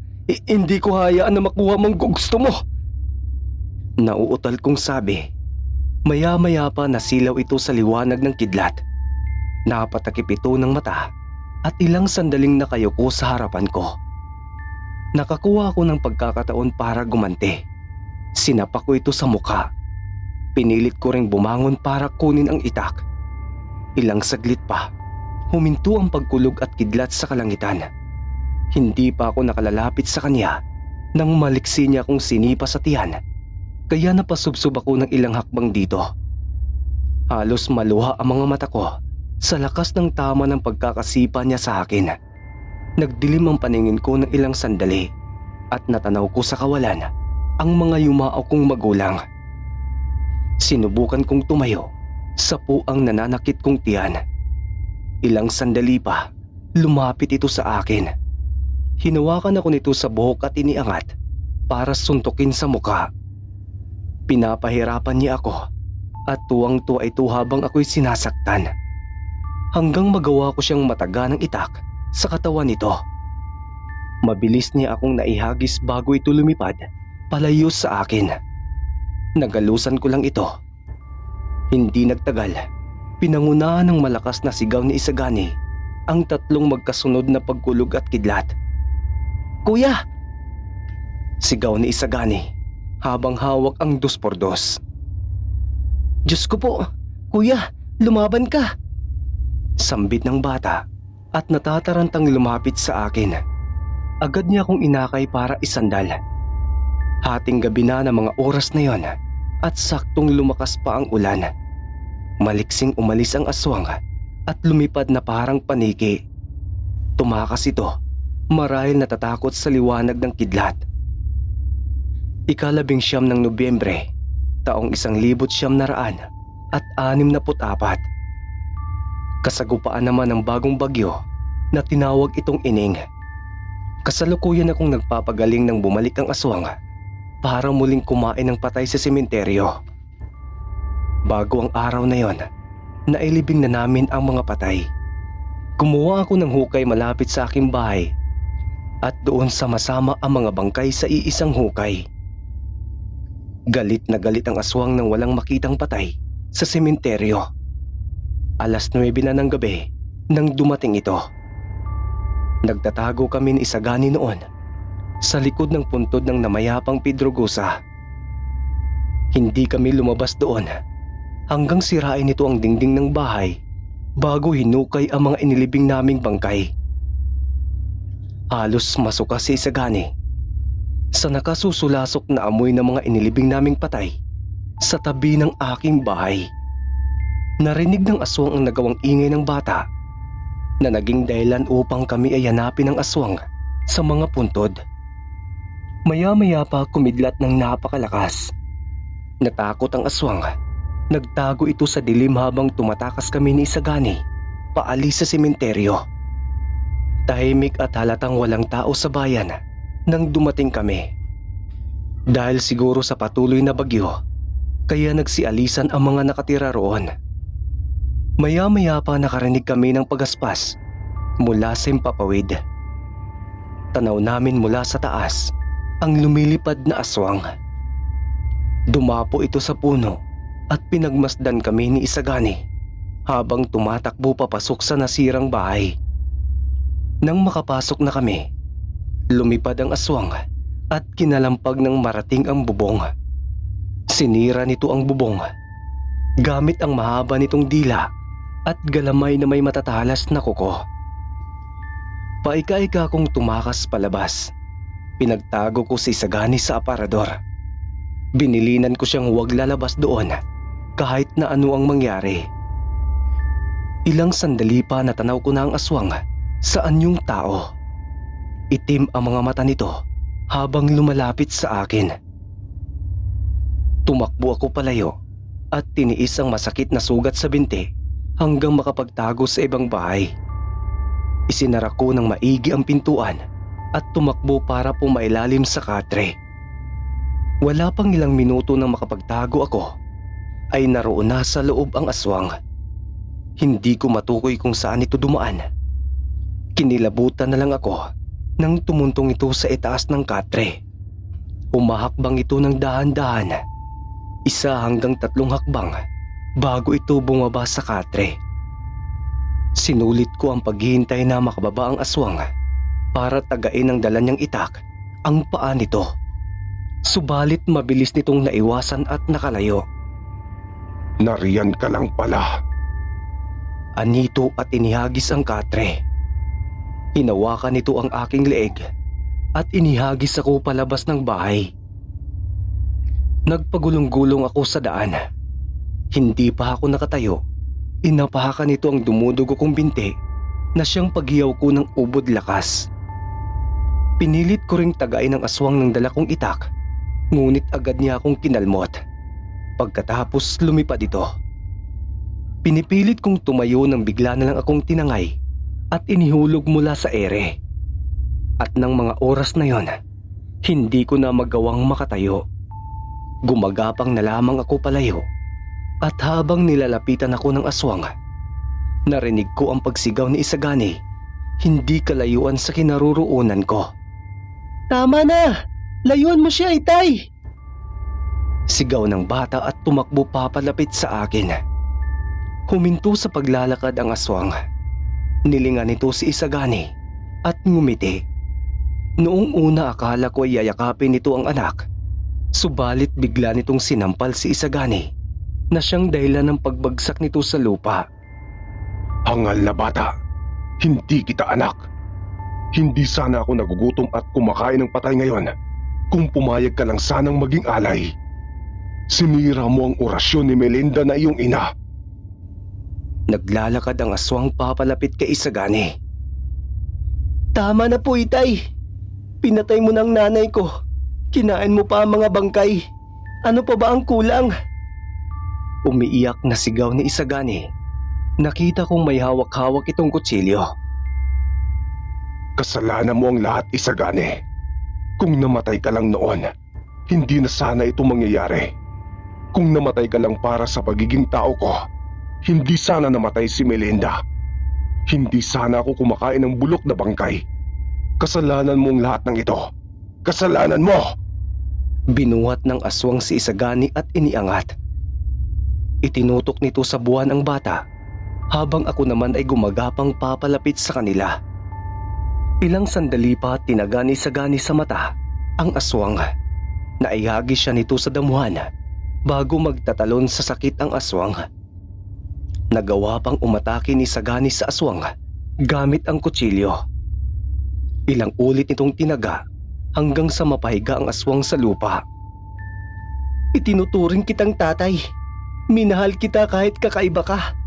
Subalit pinatay mo ang nanay ko. Pinili mo akong maging alay para makasamang nanay ko. Wika ni Isagani at ginugulanit ang pakpak ng aswang. Alam mo ba, noong araw na yon, pinalaya ako ni nanay habang wala kang malay. Ipinalit niya ang patay na bata para iligtas ako. Subalit pinatay mo siya. Nagalit ka sa kanya dahil mas pinili niya ako kaysa sayo. Dagdag pa ng bata at tinagang aswang sa dibdib.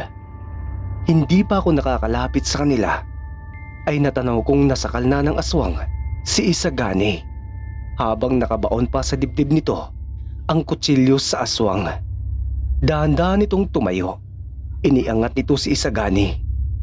Halos magpumadyak na ang bata sa sakit habang humihigpit at bumabaon ng matalas nitong kuko sa liig ni Isagani. Kinakapos na rin sa paghinga si Isagani nang tumagos ang matulis at matalas na kamay ng aswang mula sa dibdib nito. Dinukot nito ang puso ni Isagani. Nakalapit ako sa kanila. Ilang minuto ang nakalipas. Patay na si Isagani. Nilalantakan na siya ng aswang. Galit na galit ako nang mahawakan ko ang nabitawan kong itak kanina. Tinaga ko ito sa ulo hanggang abala pa sa pagkain ng laman loob ng bata. Galit na galit ako kaya wala akong tigil sa pagtaga sa ulo nito. Napatay ko na ang aswang, subalit binalot pa rin ako ng matinding kalungkutan.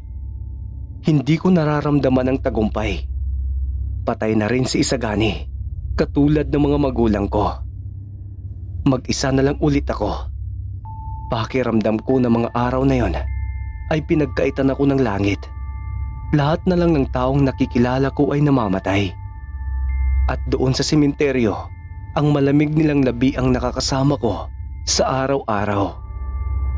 Umiiyak akong binuhat ang bangkay ni Isagani pabalik sa aking bahay. Pinunasan ko ang kanyang malamig na katawan bago binalot sa puting kumot. Pinalipas ko muna ang ulan at kinabukasan ko siya inilibing. Hanggang ngayon mga kalakbay, dala ko pa rin ang mga alaala ni Isagani. Para sa akin, isa siya sa mga bayaning bata.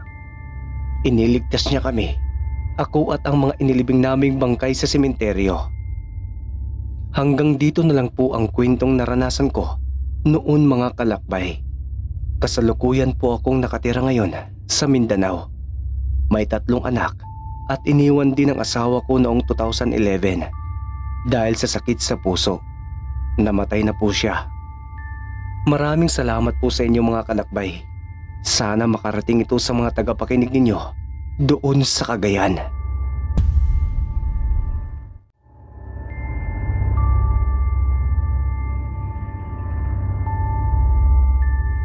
Maiksing trivia lang mga kalakbay diwa. Tungkol ito sa isang aswang.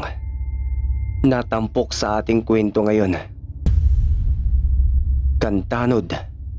Isang aswang na lumilitaw at kumikilos katulad ng isang ordinaryong tao. Ngunit kapag nakakita ito ng isang buntis, sinusundan siya nito sa bahay kung saan uupo ito nang nakatago sa labas o palihim na papasok sa loob ng bahay nang hindi napapansin. Nagtatago sa mga anino sa pamamagitan ng pagiging madilim. Sumingot ng bango nang hindi pa isinisilang na bata ang nilalang na ito. Sa pag-alis nito, wala na rin ang sanggol sa loob ng sinapupunan ng biktima na nagre-resulta sa matinding pananakit at pagdurugo sa ina. Ipinapalagay na ang kantanod ay hindi aktwal na naroroon sa paligid, ngunit ginagamit ang astral na katawan nito upang espiritual na makuha ang pitos.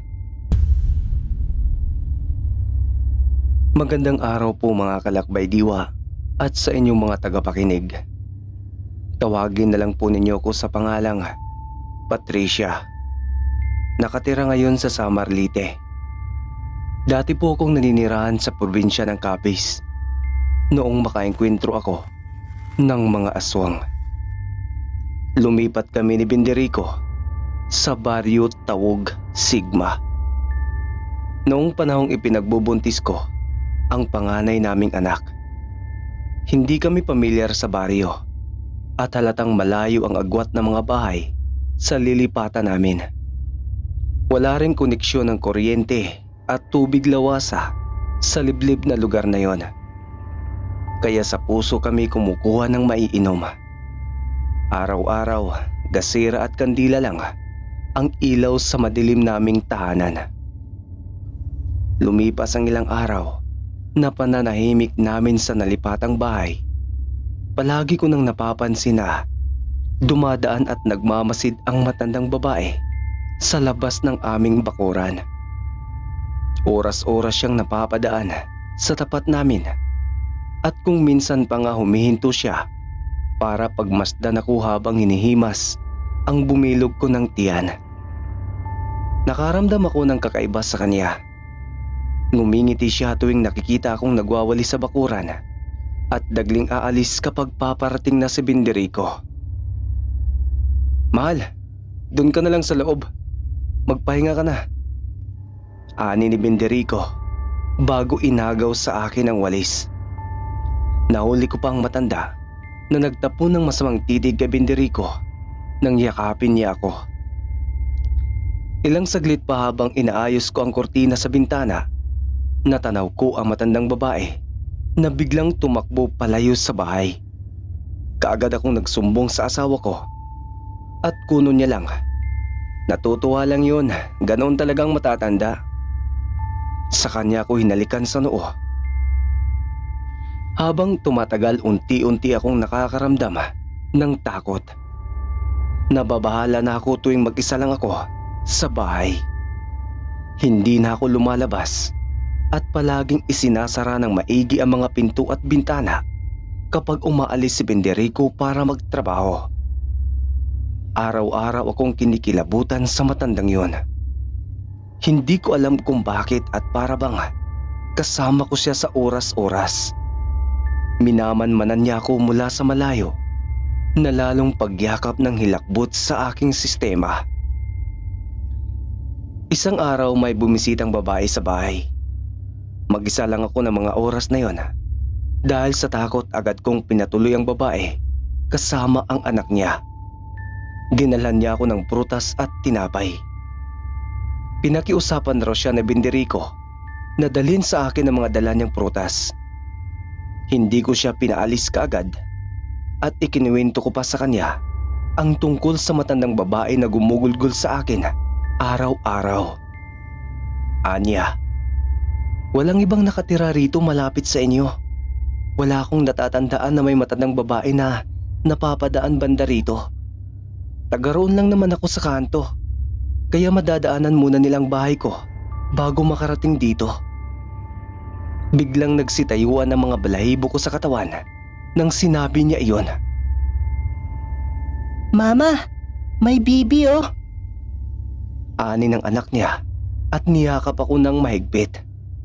"Valeria anak, halika nga rito." Tugon niya sa bata bago humingi ng paumanhin. Hindi mabuti sa buntis ang nag-iisip ng kung ano-ano. "Kung gusto mo, dadalaw kami ng anak ko rito palagi para may makausap at kasama ka habang wala ang asawa mo." Dagdag pa nito. Pumayag naman ako at ipinaalam ko rin kay Binderico na sasamahan ako sa bahay ni Malaya kapag wala siya. Noong mga araw na yon, palagi na akong sinasamahan ni Malaya sa bahay. Minsan, siya ang nagluluto ng makakain namin sa hapon. Bilang ganti naman sa kabutihan niya, sinusuhulan siya ni Binderico tuwing bayaran sa pinasukan niyang trabaho. Mula ng mga araw na yon, bihira ko na lang makita ang matandang babae na dumaan sa bahay. May mga pagkakataon na mahuhuli ko siyang may inihagis na butil sa bakuran namin bago siya nagmamadaling lumayo. Sinabi ko yun kay Malaya. Sinabi niya lang sa akin na ganoon rin ang nakita ko noong ipinagbubuntis ko si Valeria. "Huwag kang mag-alala, Patricia. Kung sino man ang matandang yan, Diyos nang bahala sa kanya."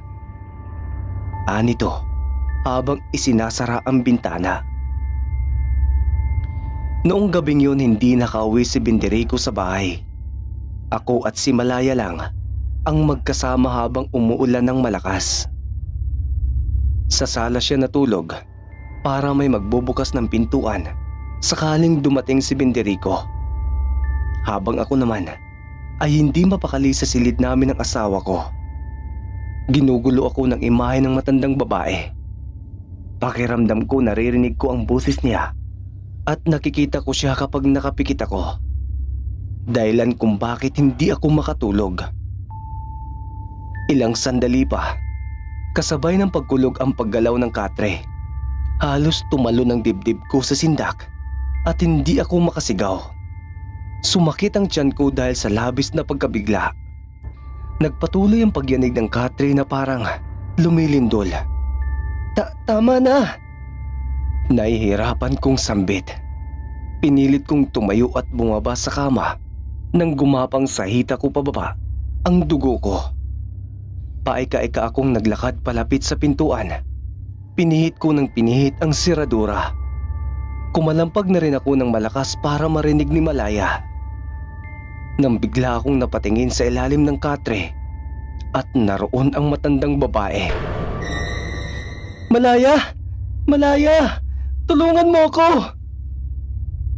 Sigaw ko habang lumalabas sa ilalim ng katre ang matandang babae. Dahan-dahan siyang gumagapang papalapit sa akin. Hawak-hawak ko ang tiyan ko at tiniis ang kirot habang takot na kumakalampag sa pintuan.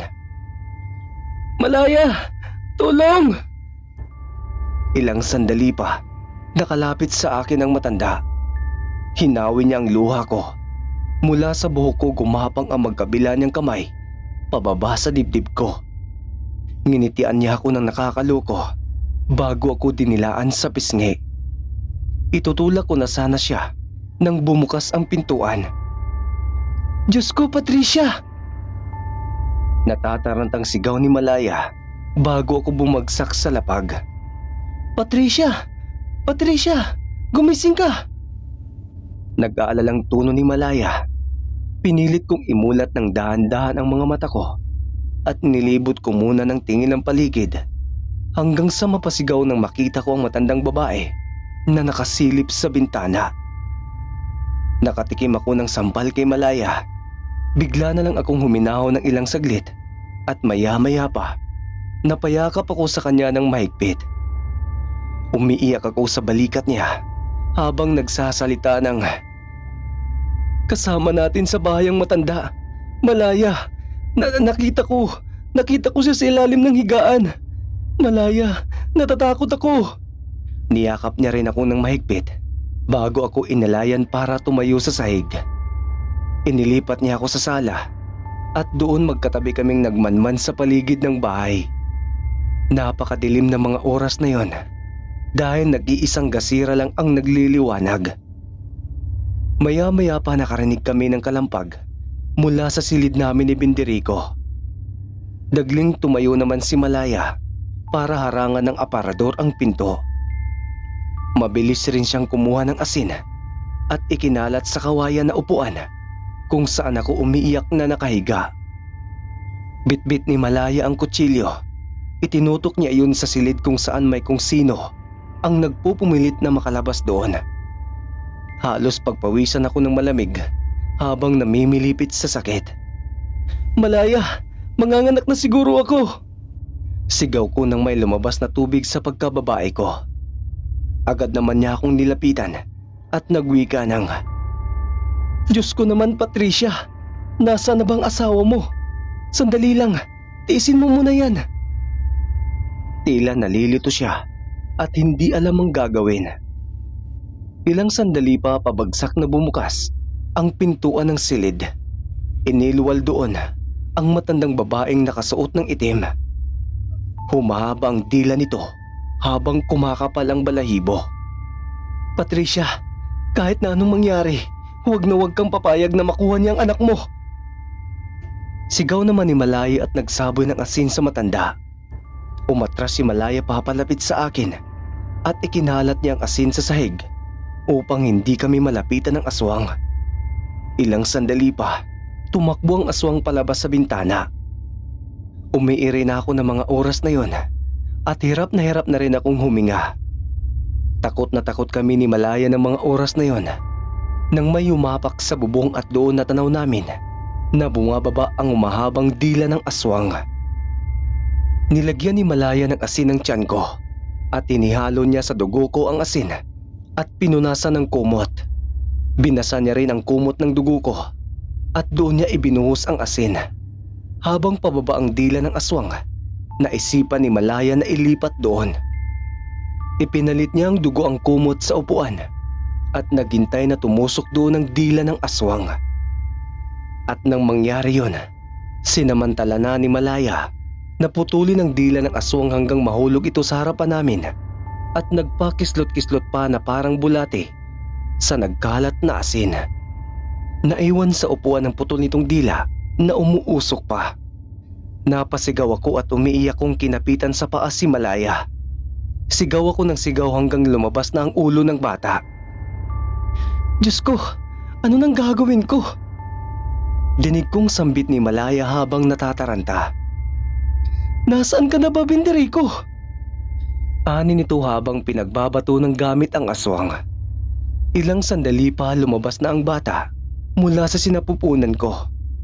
Hingal na hingal kong binuhat ang anak ko at laking pagtataka ko dahil hindi siya umiiyak. Nakita kong tumawa ang aswang habang karga ko ang bata. Ganoon pa man hindi hinayaan ni Malaya na makalapit siya sa amin. Hinugot ni Malaya ang kutsilyong nakatarak sa putol na dila ng aswang at itinutok niya iyon sa matandang aswang bago siya nilapitan nito. Maya-maya pa, habang yakap-yakap ko ang anak ko, nagbago ang reaksyon ng aswang. Umiiyak ang anak ko na ikinagalit nito ng husto. Naihagis nito si Malaya at galit na lumalapit sa amin hanggang sa mahila kong kumot na binasa ng dugo ni Malaya kanina. Itinapis ko yun sa anak ko, kinagat ko rin ang pusod niya at itinali sa paraang alam ko bago pa makalapit ang aswang. Ilang sandali pa hinila ako sa buhok ng matandang babae at inilayo niya ako sa bata. Nagsisigaw ako sa aswang na bitawan ako at nagpupumiglas bago niya ako inihagis. Nang mga sandali namang yun, pinipilit ni Malaya na makatayo para tulungan ako. Mabuti na lang at nakita ko ang kutsilyong nabitawan ni Malaya kanina. Dagli ko yung kinuha at ginamit ko ang lahat ng lakas ko para maitaga ang kutsilyo sa matanda. Nagawa ko naman yun, subalit muli niya akong inaihagis sa lapag at pinagkakalmot hanggang hindi na ako makatayo. Makalipas lang ang ilang minuto, nakatayo na si Malaya at tinulungan akong makasandal sa dingding. Tanaw namin na ilang bisis tinatangkang hawakan ng matandang babae ang anak ko. Subalit hindi niya ito magawang mahawakan. Umiepekto ang mainit na dugo ko at ang asin na inilagay ni Malaya sa kumot na naging proteksyon iyon para hindi magalaw ng matanda ang bata. Sa pagkakataong yun, gumamit ng ibang paraan ng matanda para makuha ang anak ko, habang si Malaya naman ay palihim na lumalapit sa matanda. May hawak itong matigas na bagay at hindi ko maaninag ang bagay na yun dahil sa dilim ng paligid. Hanggang sa magawa ni Malaya na maipukol sa ulo ng matandang babae ang bagay na yun, dahilan upang tumaob ang matanda. Dagli namang nagbagong anyo ang matanda. Kinalmot niya ng kinalmot si Malaya sa katawan nito. Lumaban si Malaya sa abot ng kanyang magagawa at doon na nahugot nito ang nakatarak na kutsilyo sa likod ng aswang at ilang ulit niya yung itinaga sa hita nito. Habang gumagapang naman ako papalapit sa anak ko. Hindi nagtagal, nayakap ko ulit ang anak ko na nanganganib sa pangil ng aswang. Iyon ang mga sandaling nagbigay ng lakas sa akin para magawang tumayo. Kinuha ko mula sa sahig ang nabaling kawayan at isinaksak ko sa liig ng aswang hanggang tumagos ang kawayan sa bibig nito. Iyak nang iyak ang anak ko ng mga oras na yon. Bago pa ako mawala ng malay, tanda ko na ilang bisis ko pang nataga ng kutsilyo ang matandang babae hanggang sabay kaming bumagsak sa lapag. Makalipas ang ilang oras, niyakap ako ng malamig na hangin. Nagising ako sa lakas ng pag-iyak ng anak ko at dahan-dahan kong iminulat ang mga mata ko. At doon nakita kong walang malay si Malaya malapit sa pintuan. Tansya ko na madaling araw na nung nagising ako. Gumapang ako para lumapit sa umiiyak kong anak nang biglang bumukas ang pintuan at laking pasasalamat ko na iniluwan noon si Binderico. Patricia? Sigaw niya nang makita akong gumagapang sa sahig. Anong nangyari dito? Nasaan si Malaya? Sunod-sunod niyang tanong habang tinutulungan akong makabangon. Ang bata. Utal kong sabi at idinuro ang dugo ang kumot. Ang anak natin, Binderico. Saka ako humagulgol sa pag-iyak. Kinarga niya ang anak namin bago itinabi sa akin. Maya-maya pa, nagkamalay na si Malaya at dagli kaming nilapitan. Kinuha niya ang gasera at itinutok sa matanda. Hindi kami napakali ni Malaya nang makitang gumagalaw pa ang mata ng matanda. Halos yakapin muli kami ng hilakbot nang umiti pa ito. Ilang sandali pa, binuhusan siya ni Binderico ng gas. Ibinuhos niya lahat ang natitirang gas sa matanda bago siya sinindihan. Pasikat na rin ang araw ng mga oras na yon at nagawa naming makalabas ng bahay habang nasusunog ang matandang aswang sa loob. Inihiga ako ni Binderico sa damuhan. Bumalik sila ni Malaya sa loob ng bahay, dala ang tubig puso. Pinatay nila ang apoy. Hindi nagtagal naman, muling umiyak ang anak ko. Umiiyak rin ako ng mga sandaling yon. Nagpapasalamat ako sa taas dahil ligtas kaming pamilya sa kamay ng aswang.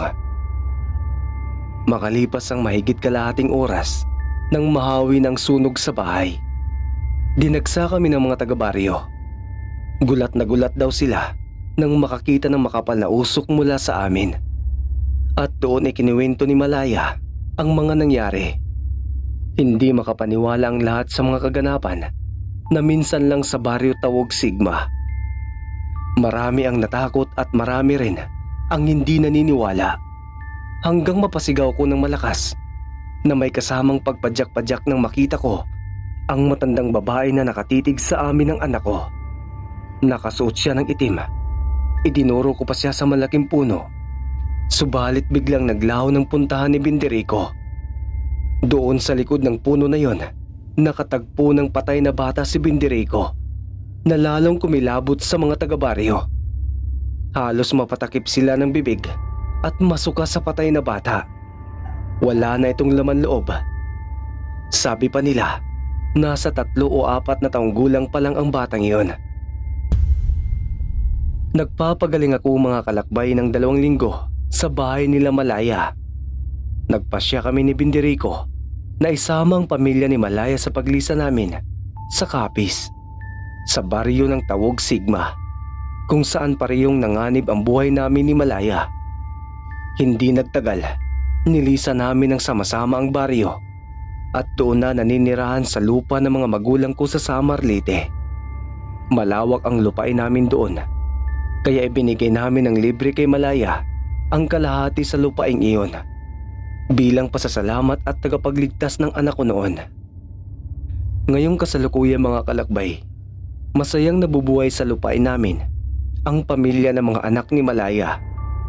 Namatay rin kasi si Malaya nitong 2010 lang dahil sa sakit na breast cancer. Tanging ang 3 anak niyang lalaki at ang nag-iisang babae ang nangasiwa sa bigay naming lupain.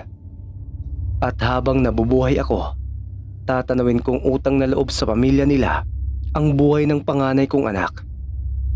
Hanggang dito lang po mga kalakbay. Sana'y nagustuhan ninyo ang kwento na hango sa talambuhay ko. Kwentong kakilakilabot, kasindak-sindak na kapupulutan din ng aral.